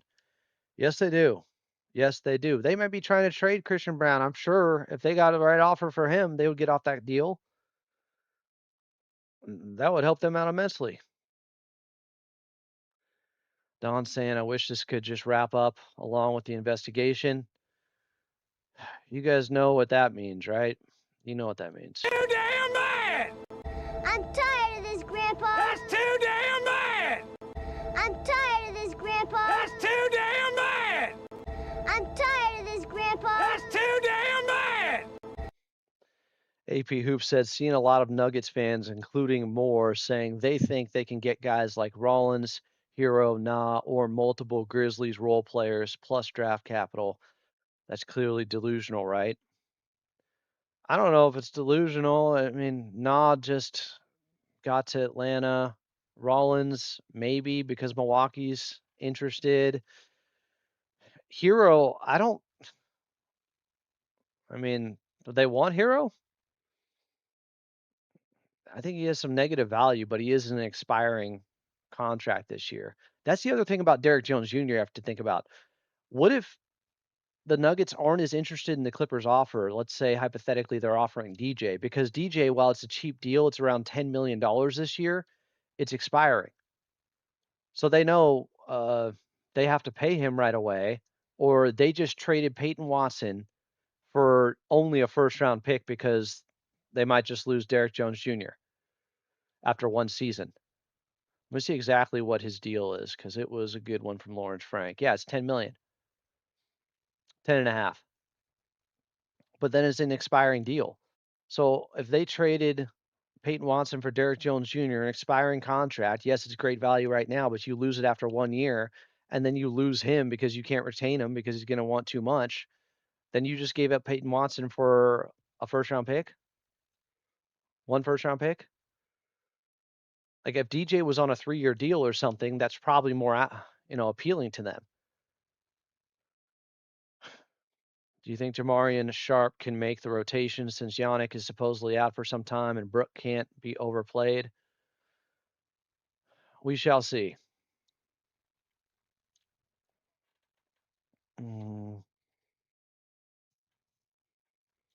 I don't know. DJ with the value of wings, and he just came off his best season 3-point shooting wise, and he's been a starter on a team that's gone to a finals before. I think DJ can probably get non-taxpayer mid-level exception money. The Kessler deal was a total anomaly. Sign and trades used to be marginal value because the cost is baked into paying the player a contract. Until price is lowered, Peyton will not be moved, says Garrett Griffin. If they ask for Baba in addition to the pick and DJ, do we say no? I mean, you probably do it. It's not like Baba's 19 or something. He's an older rookie. You have no idea what he's going to be in the league.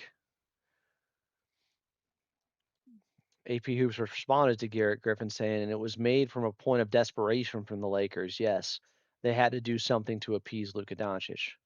So them overpaying in their sign and trade, at least it's looked at as an overpay, especially given his injury history and, he's coming into his own. He's still a young player in Walker Kessler. Like he better be a top 5 center at some point to justify, I think, the deal. And he's like close top 7. The Clippers do have one more second round pick that they got today.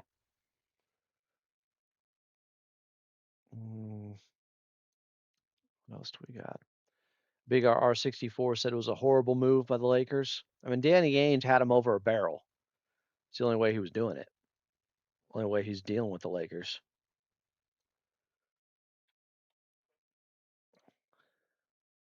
All right. Everything the Clippers give Young turns into gold for other teams. LOL, Lord have mercy. I understand that feeling. So, Clippers, they brought in a young guy. Fairly young. Also played a ton of time in college. How are you going to sweep teams without a broom? Johni Broome. Funny, Adam. When Mike Jaglin hit me with that yesterday, I was like, I'm going to have to clip that. Every time I make a bad joke. Johni Broome was brought in, and I'll bring up the trade that was involved with Philadelphia today in the Clippers. So Shams had it. The Philadelphia 76ers are trading center forward Johni Broome and a second-round pick to the Los Angeles Clippers for cash considerations. Sources tell ESPN the deal allows the 76ers to stay under both first and second aprons while signing LeBron James and Kentavious Caldwell-Pope.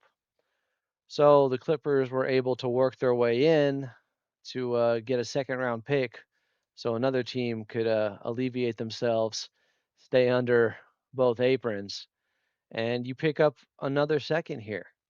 That's good work. That's good work by the front office.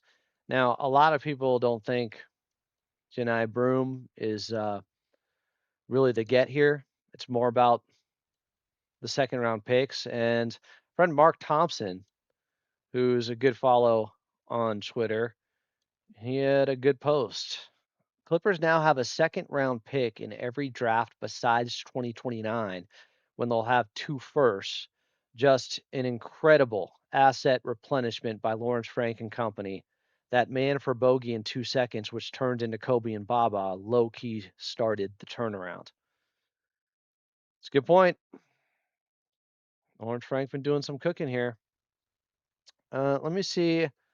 Joey Lynn wrote an article at joeylynn.com. You guys should definitely check out. Let's see if I can get in to mine on Johni Broome.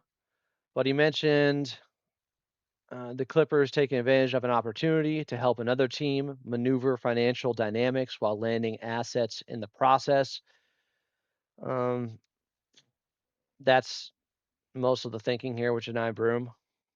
You get the second round pick out of it. Now, he was selected 35th overall, Broome, in the 2025 NBA draft. So a lower second round pick or a higher second round pick, depending on how you see it. He only played 11 games, appeared in 11 games last season for Philadelphia.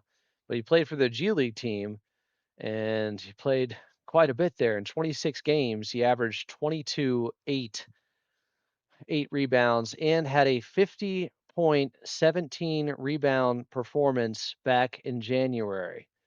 You guys, you want to check that out? Want to see that performance by the Broome? Going to help the Clippers lead to some sweeps this season? Funny, Adam. Let me share the page. Here's Johni. Let's get to it. Beauchamp on the drive in traffic, loses it right to Broome, however, who sticks it in. I just heard an F-bomb. And Juricic already looking better than he did Wednesday night. And so is Johni Broome with authority on the dunk.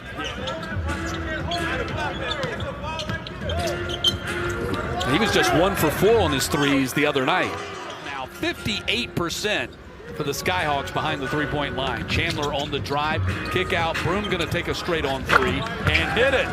Nothing but net from Johni Broome. Yeah, I think that'll be great for him because Jalen didn't have a Jalen Johnson-like game. Got in foul trouble early last night for the Hawks against the Trailblazers, so hopefully he'll be able to bounce back at home tomorrow night with his parents. So, yeah, I kind of saw that unfortunate unraveling of the Hawks in the fourth quarter to end their road trip on a not-so-good note. But, like you said, still 2-2 nonetheless. 2-2 when you travel out west is not too bad. And a lot of these players have their worlds intersecting, especially here in the G League. And a lot of these players we've seen, Don Barlow as an example, who may start here. The rebound by Jihad. No look pass. Oh my God. Skyhawks had their hands in the air, and then the Bluecoats had their hands in the air. Broome inside puts it in. Don't do it, Matt. You know, I gave him bad luck. It was bad juju at the end of the game Wednesday night. Chandler dumps it off for Broome, who puts it in. So, Johni Broome going pick and roll merchant here and just getting a lot of easy ones over and over again. And he's a lefty, and he and Nick Martinelli playing together on the floor in the G League will give some teams trouble. We'll see, because of his size, because the Clippers' needs in the front court, if he can crack the rotation here. But he just turned 24. He played 5 years in college, Broome. 3 at Morehead State, 2 at Auburn. He led the SEC in rebounding and blocks his final year. He averaged 19 and 11 and 2 blocks per game. Got SEC Player of the Year honors.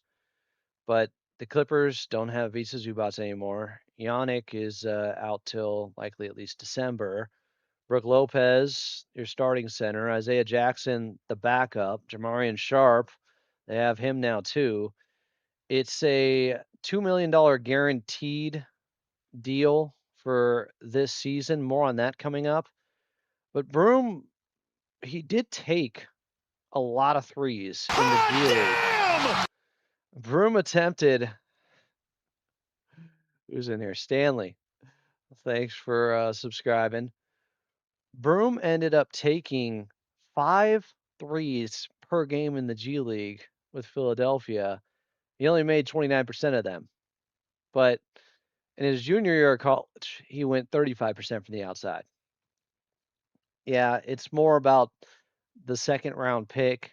And the other part of this is I think they ended up absorbing the contract into the trade exception they got with the Chris Paul trade. That's where the $2 million comes from, I believe. So let's see if I can clarify that. I'll try to find, I think Law Murray may have had that, may not have. Yeah, I saw CP3's name out there today. And I was like, what's this about? And it was about Broome. But I'm pretty sure that's the case. Oh, it was Keith Smith. He had it. Keith Smith, NBA. The Clippers will likely use the Chris Paul traded player exception that they have to bring in Johni Broome. LA still has 3 open standard roster spots without factoring in the Kawhi Leonard trade. Clippers will still be more than $26 million away from the luxury tax after acquiring Broome. So there's kind of the rundown on him. I don't know why people got to be in here hating already. I like Ijax a lot. He's nice on the roll. He gets to work. Plays hard, looks good to me. I got to be honest. The defense in that 50-point game is pretty awful. He wasn't having to do much. Now he did have a big dunk in Summer League this year for Philadelphia. Let me see if I can find that. It happened against Detroit. I'll give you those highlights. He does play hard. He is a try-hard, a hustler out there. Check this out. Here was Broome in Summer League. Navigating traffic outside. Johni Broome with the tray. Just didn't know what it felt like. This is Broome. Flicks the wrist with the left. Got it to drop. That's a strong guy around the basket. We already saw one drive finish. And Broome, right place, right time. He doesn't have to do so much and have the high usage. And, he's so dangerous on and off the ball that he can mix it up a little bit better now. There's Broome, who we were just talking about with the strip and the finish inside. This game was tied at 30. And then Philadelphia came alive again. They've outscored the Pistons 23-12. There's a nice tip in. People sometimes get critical of that. I'm not one of them. I think it's one of the things that has made Nick successful. Oh, Broome got a body. Well, just a great pass by Phylon. Yes, it'll stay with Detroit. It's a great look by Phylon. And Broome, the only way he was going to finish that was to dunk it. Otherwise, that'll be New Hampshire's team, the Detroit Pistons. Actually, those people are all Celtics fans. That was the main highlight I wanted to show you. Some are saying Locked On Nuggets is about to start. Should we eavesdrop on Locked On Nuggets? I think we should. Part of the Locked On Podcast Network, your team every day. Welcome to Locked On Nuggets, your daily Denver Nuggets podcast, part of the Locked On Podcast Network, your team every day. My name is Matt Moore, joined by Ryan Blackburn of Mile High Sports and the Pickaxe and Roll podcast. I did an episode earlier giving you my thoughts on the leaks that have come out in regards to, oh my God, Tony, they only offered Peyton Watson good episode $70 million. This is a crime. And then the follow-up of like the Nuggets exactly to reduce their asking offer to 1 pick and an extremely good player for a bench guy who had 1 good season. So lots of very serious leaks going on as this continues. But I do think the Nuggets are open to sign and trade options. I think that there's enough reporting to be able to suggest that the Nuggets are going to listen to that. I think the Nuggets want to retain Peyton Watson. I think the Nuggets plan to retain Peyton Watson, but I do think the Nuggets are going to look at absolutely every opportunity. And if they think that this can afford them the right combination, I did say today that if they can get Ryan Rollins and a first-round pick back, you take that. You just do. You just take that. It addresses the second ball handler need. It gives you another guard that can dribble, which is what everybody wants, is the second playmaker. They get that out of that. Not just shooty hoops, it's now dribble hoops, Matt. Yeah, it's now dribble hoops. That's a great joke. I'm gonna definitely be stealing that. Yeah. And it solves just like a bunch of problems, and it gets a first round pick, which you can use later when they inevitably wind up trading starters. So like there's options out here, but Ryan's got his own ideas on sign trades, and he said that he wanted to do a little bit of deal or no deal on this. He's got ideas for sign trade possibilities. We will talk about them, and you can react to them in the comments here at youtube.com/LockedOnNuggets. If you're listening on the podcast version, feel free to tweet at Ryan and tell him how much you hate these ideas.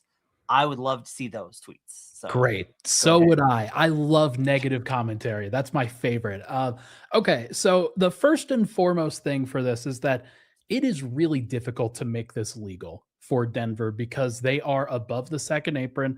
They have certain players that they want to hold on to. Like hypothetically, if you're trading Peyton Watson, you would like to hold on to the rest of your starting five.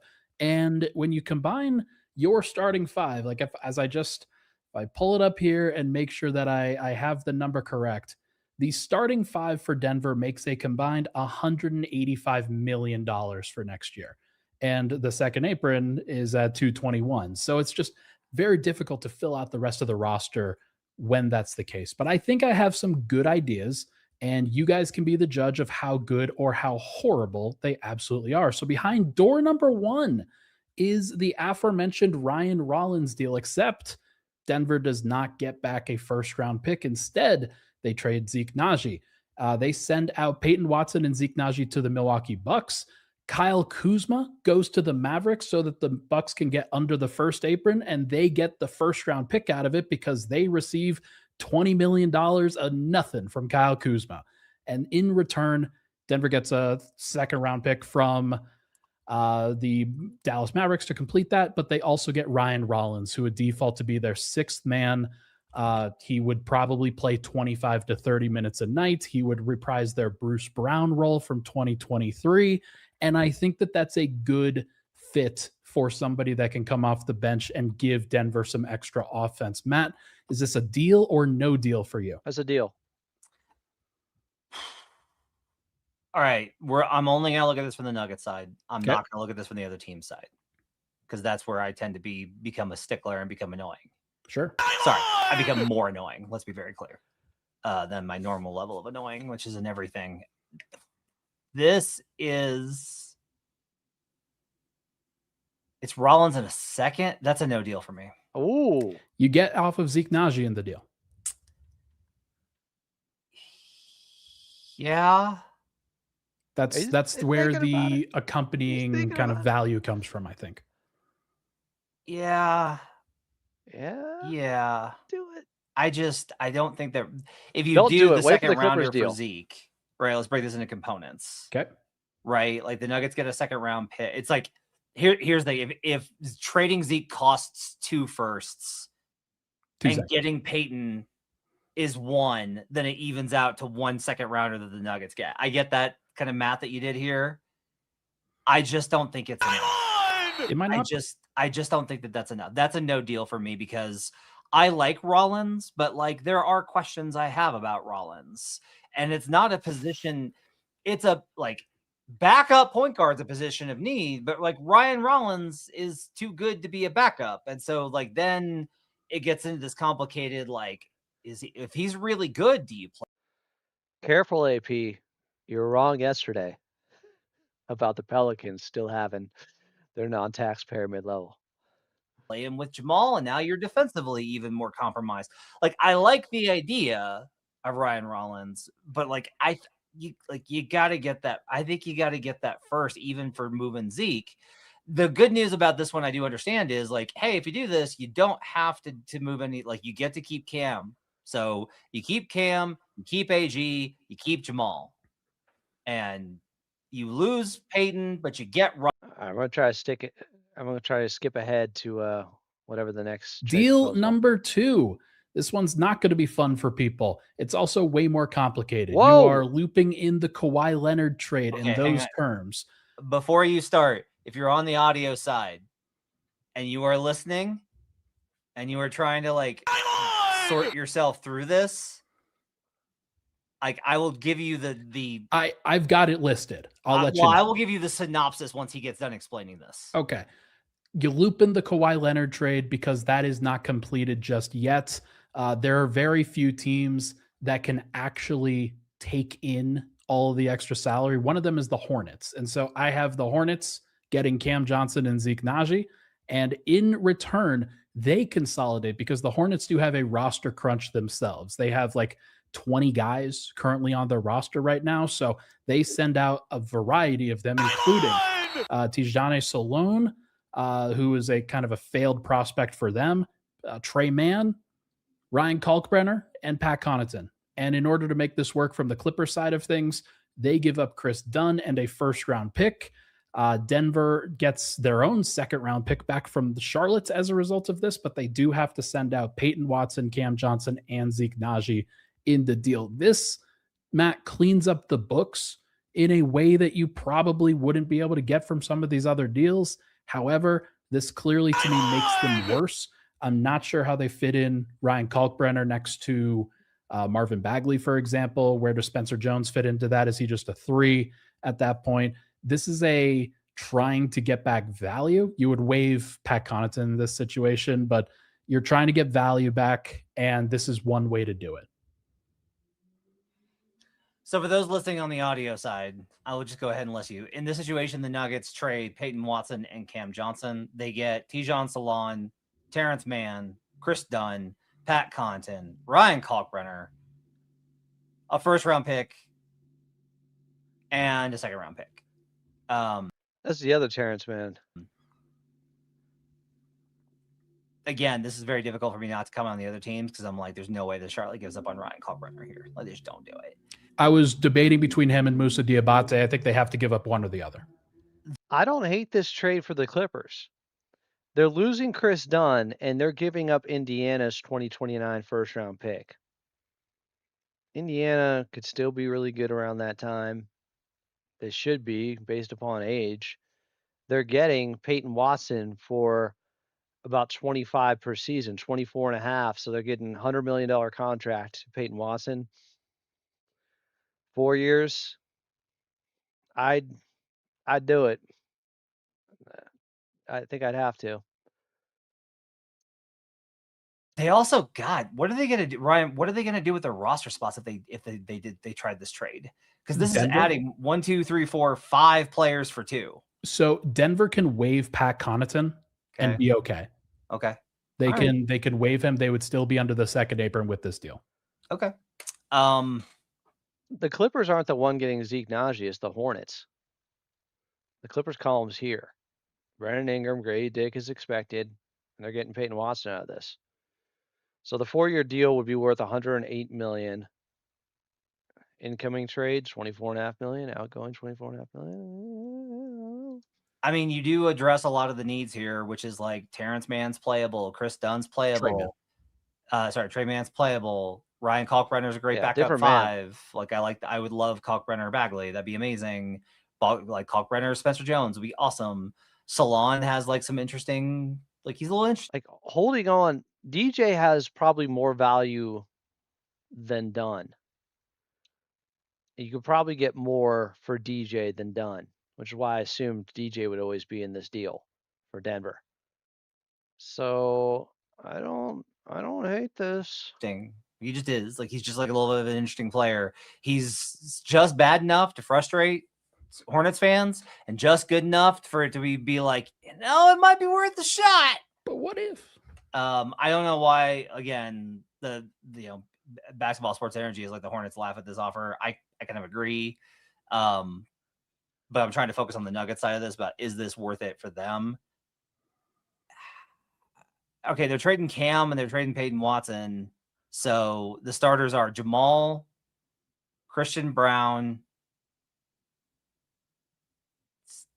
So is Tijon Salon starting at 3? So Greg, I think what you're starting is Jamal Murray, Chris Dunn, Christian Brown, Aaron Gordon, Nikola Jokic, and you're going more defense on the perimeter. Uh-huh. That's what you'd probably do. Yeah, this is a no for me. Okay. That's perfectly fine. I think we should do the other one on the other side. Yeah, we will. We'll get to that. We will talk more about All right. I'll wait till they get to the other side here. Let me pull this down. But this is good.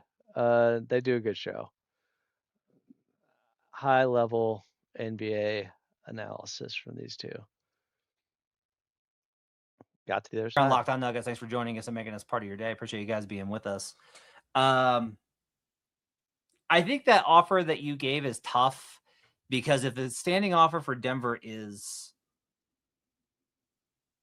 a high-level prospect player and a first-round pick for Peyton Watson, and you're trading Peyton and Cam, none of those players qualify as a high-level asset. I think that Kalkbrenner's close.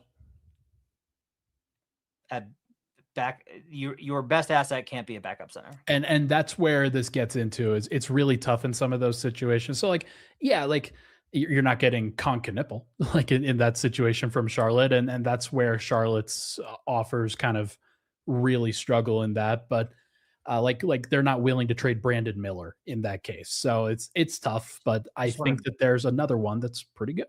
Real quick, we'll get to that one. Craig Fanning says that the Nuggets, if he takes the qualifying offer, we get nothing. He's a free agent.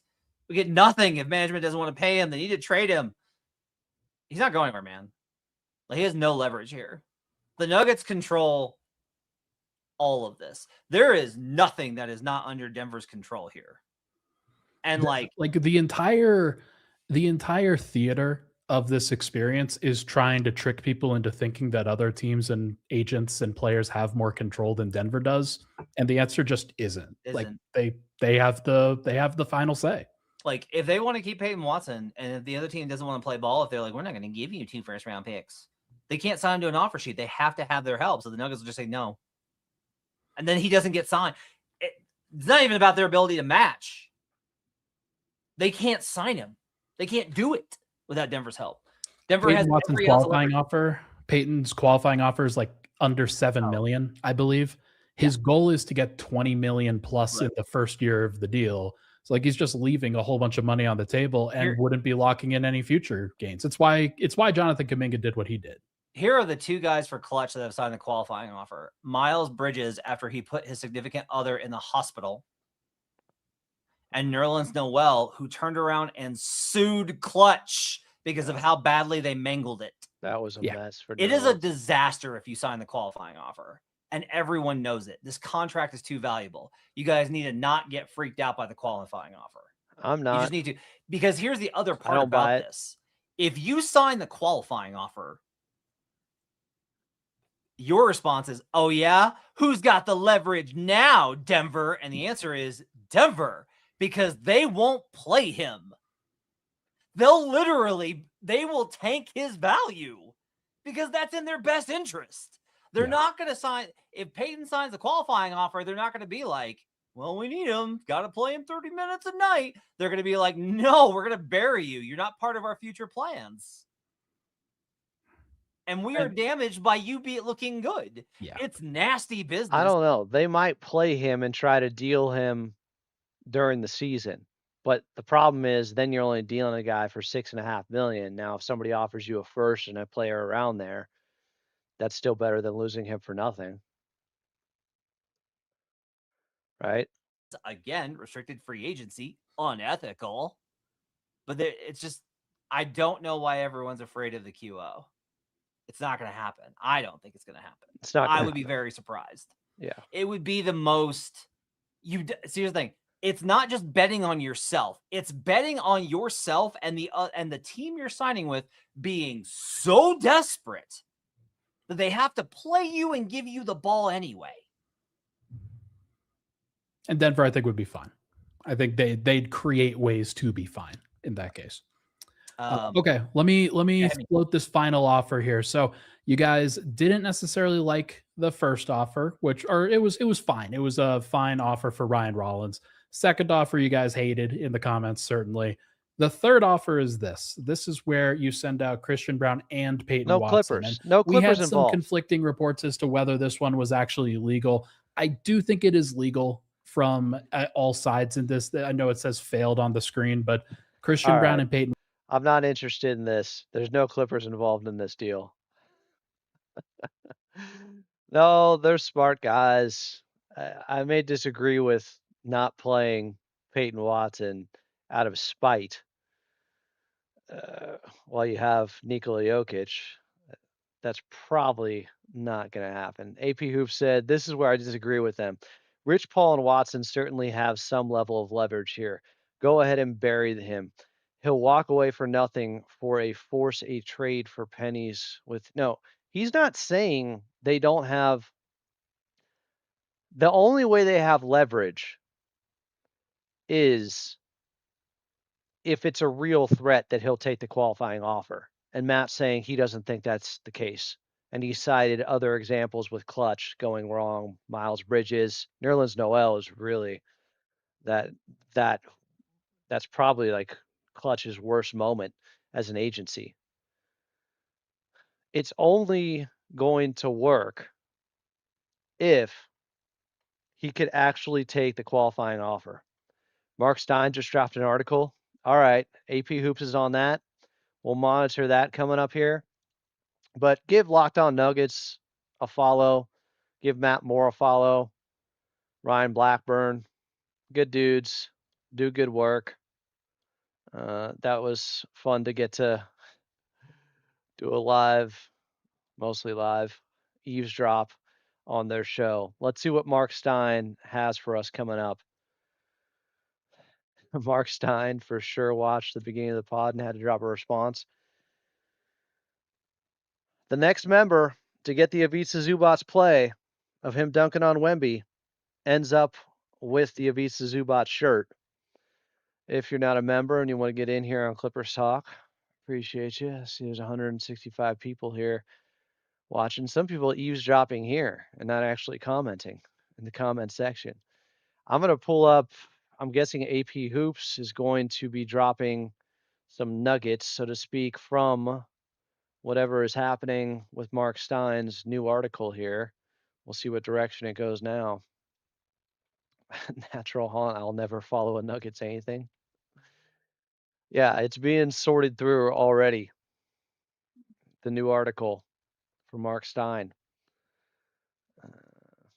AP Hoops is on it. He says he'll come back in here. We'll show his tweets.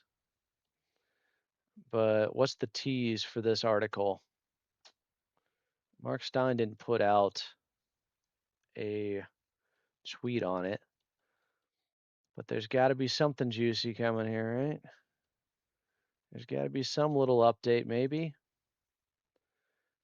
Let's see. I'm sorting through X myself. AP is good at curating the pertinent stuff related to the Clippers. Hey, you got a follow from Steve Ballmer. Eavesdropping, lurking, voyeuring, whatever. So this was somebody that hadn't posted in here. Big RV1213. People just chilling but not chatting. Get in the chat. Get involved here. All are welcome. So when are we getting Duran? I mean, come on now. That's funny. Funny, Adam. I just read it. It wasn't my idea. It was Clip Show for life. Big R said I'd make the Dunn trade. I would have done that too. Matt declined it though. Y'all need to relax, okay? This is not funny. Funny, Adam. Jason, what are you thinking? I usually just watch the vids after posted. The chat is fun. Yeah, if you can join for lives. I've been forgetful to put out a tweet saying I'm going live, but at Follow Out of May is where you can follow me. I need to start doing that more often. Going live now. Top GM got the Kawhi bobblehead when he became a member. I got a few prizes to give away, but starting with this Ivica Zubac one. Next member that gets the Ivica Zubac clip gets the T-shirt. Bulls interested in Mathurin? Is that what's coming out? Let's see here. The new Mark Stein. All right. AP Hoops just put that up. That's what we got so far from the new drop. It reads like this. Follow him at AP Hoops with zeros instead of O's. The Chicago Bulls are a team alongside the New Orleans Pelicans that have expressed interest in Benedict Mathurin. So is that the mystery team he was talking about the other day? People thought it was Dallas because of the Gafford stuff. Don, appreciate you for the jewels. Watch the jewels. We thought it was the Mavericks. Mark Stein hinted there's another mystery team outside the Pelicans. I guess it was Chicago. Thanks again, Don. You guys like the nylon call? Carlo Jimenez, baby.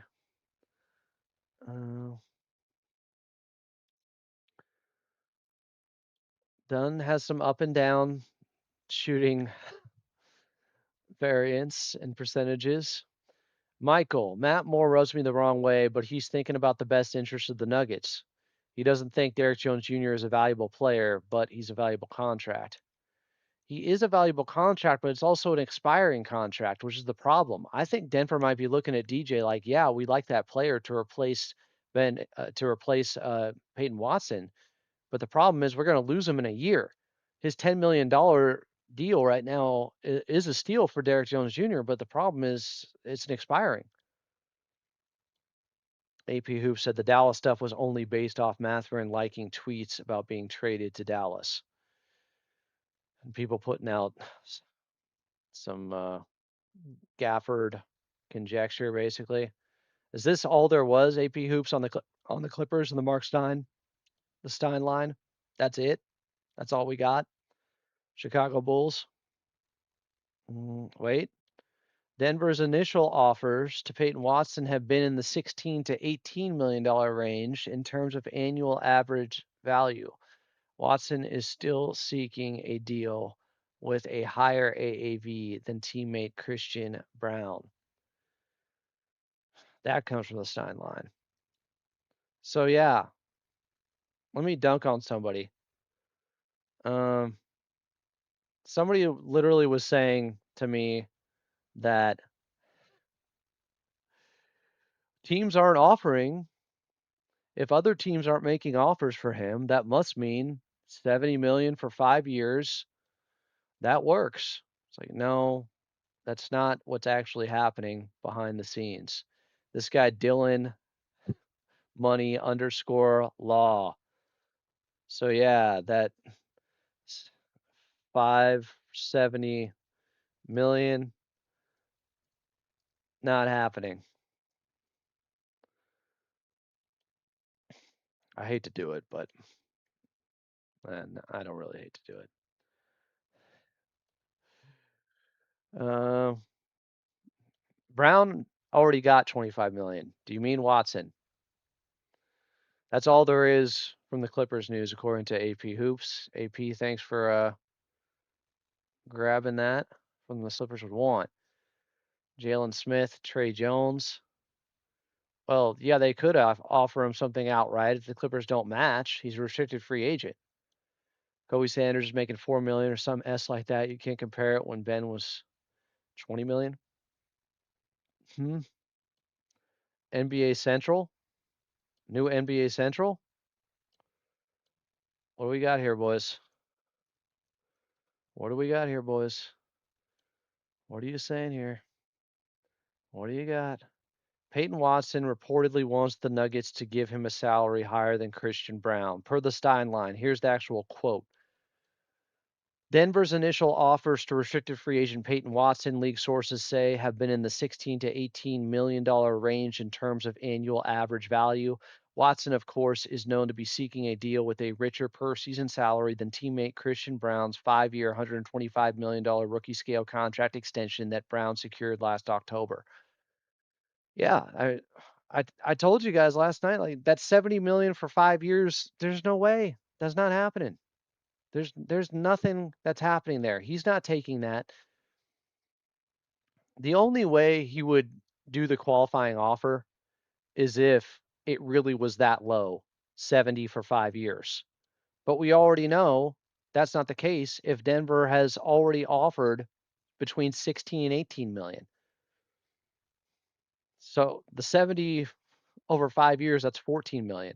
Now it's 16 for 18. So that's old news.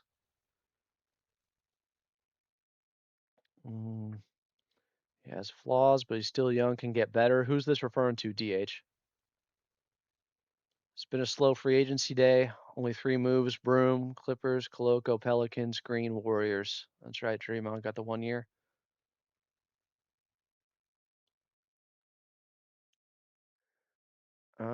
Probably because Christian Brown got 5 years, 125 million. So he wants 5 years, 125 million.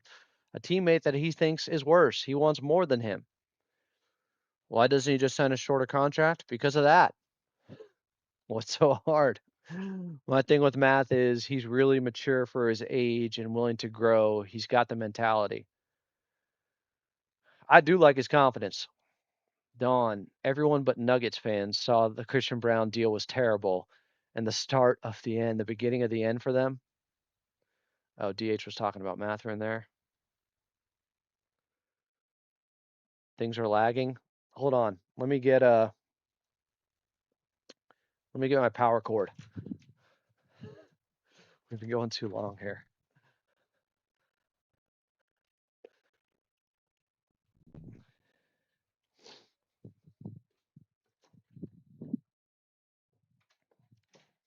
I've been on for too long. Somebody's got to become a member. The show's 2 hours in. I actually have to plug in my computer at this point. Give me a second. Oh, this can be a bitch. Okay. That's not going to work. I need a power outlet. I have the power. Did anybody watch that yet? I got an idea. I'm gonna MacGyver this. Don't worry, guys. Power strip. That should do it. Ugh. Nothing to see here. Just somebody in the struggle. Now I'm playing with power. Finding a way. People saying it's an awesome movie. It just dropped on Prime, right? The new Masters of the Universe, He-Man.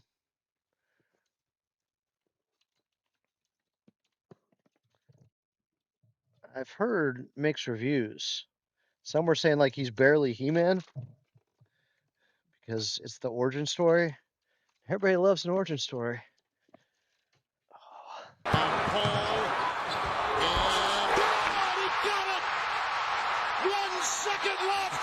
Clippers by 2. Don, thanks for becoming a member. Unfortunately, you didn't get the Ivica Zubats clip. Whoever gets the Ivica Zubats dunk on Wemby is getting this T-shirt. As I move furniture, heaven and earth, to plug the computer in. Ugh. You know, I didn't go to the gym today. Now I'm paying for that.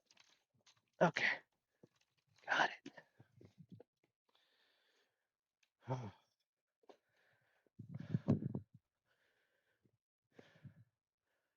Huffing and puffing. Is it better than the original?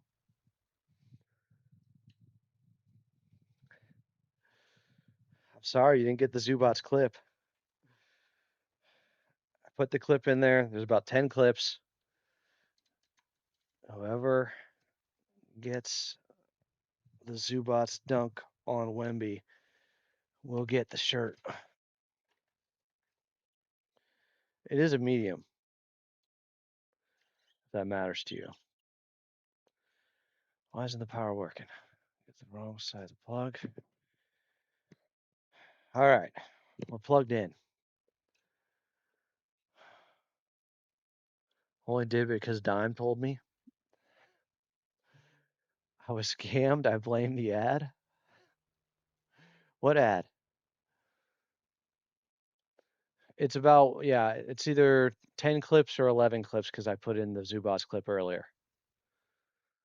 But it is randomized. I promise. I could even show you. Okay, to prove it, in case you guys think I'm out here like some carnival barker where everything's rigged. I can prove it. I can show you. Share screen. Gosh damn it. So, Kawhi for the win. There's a Lou Williams, a Kennard, Blake, CP3, Baron Davis, JJ, Jamal Crawford, PG, and Zoo on Wemby. This is the one you need. Zoo. Oh, hello, nasty! Counted on a foul! You get that? You win the shirt. Simple. Kevin got it. Kevin is a bot. That's the test it gives you. Kevin did not get the shirt. It's lagging pretty bad. It shouldn't be now. The stream's lagging or my screen's lagging? Let me see. I plugged it in. Even the chat on the side coming in like you're getting hacked. Ari report? I don't know about that guy. Multiple people complain about the stream lagging. Why would that be?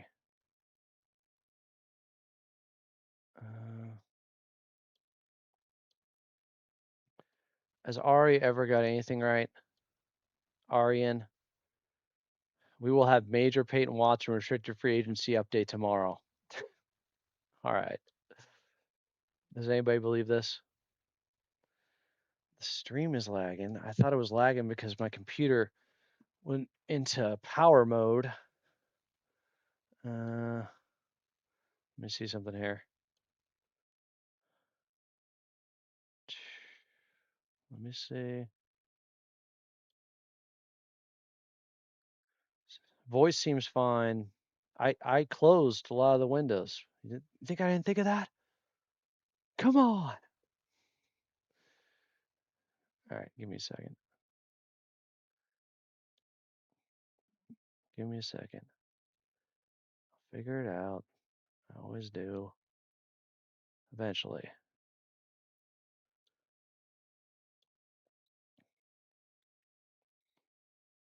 Someone quick become a member so Adam can upgrade his internet.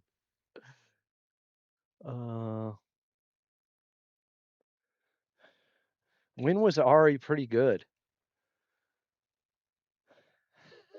100 more members, we can get fire.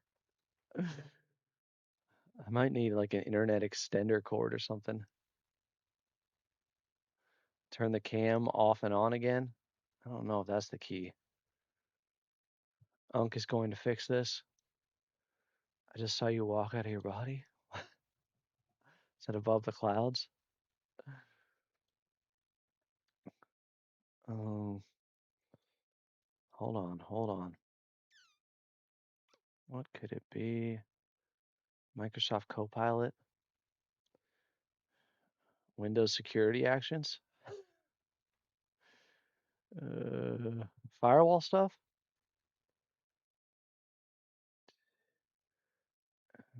Virus threats? What if I just, I don't know. Now I can't close that out. I can't do that. Can't do that either.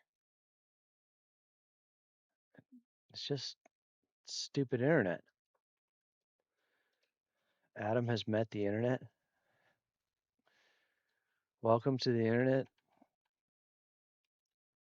Wait, we're good? I didn't even do anything. Yeah, it's better. I refreshed and it's clean now. It was your fault.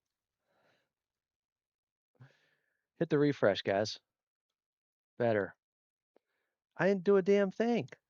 I plugged in the computer.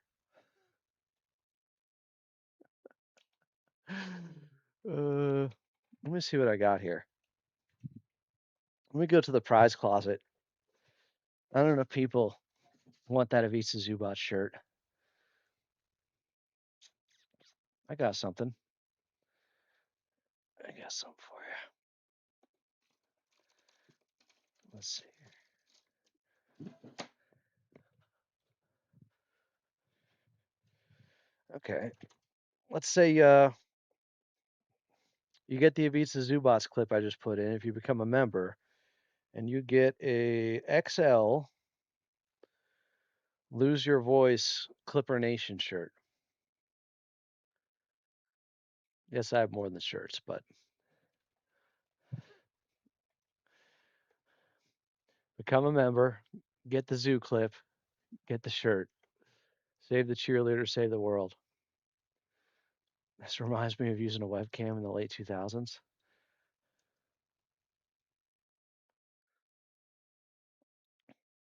Locked on guys were hating. Let me see. If I go to the stream, I want to see what it looks like myself on here. It's really that bad. Looks fine to me. Blinking a little bit. Okay, I don't know why it's blinking like that. Someone was done. I got prizes for members as well. Don't worry. Don't worry. The homie, I got you.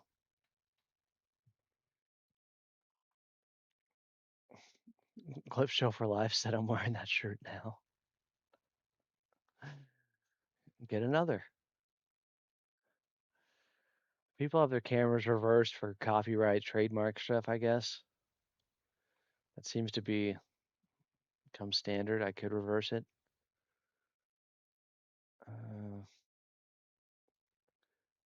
Let's see. I don't think I can reverse it currently in show.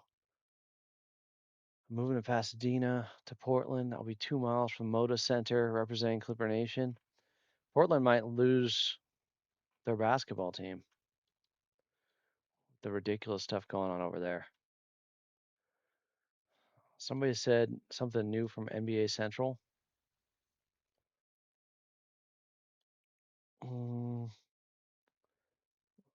I already read that. Ain't nothing new, baby. If they lose the Trailblazers, even if they went to Seattle, that's not okay.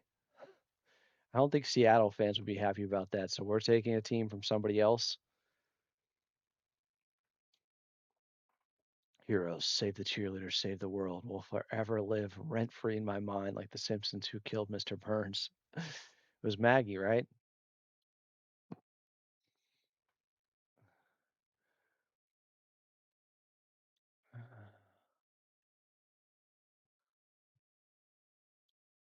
Portland's cool for like a weekend. I've been to the Portland Arena and it was packed.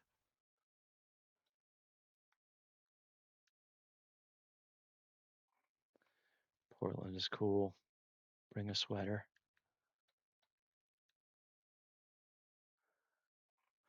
All right. I don't know if we're getting any more news tonight. Mark Stein dropped. What else is there going to be? I've been on here for 2 hours. Over 2 hours. All right. I'm good for now. Appreciate y'all. Thanks to those who became members today here on Clippers Talk. Somebody is way behind. Austin Powers, Frozen. Catch him up to speed. I'm Adam Moslin. This has been Clippers Talk. I'm sure I'll be returning soon.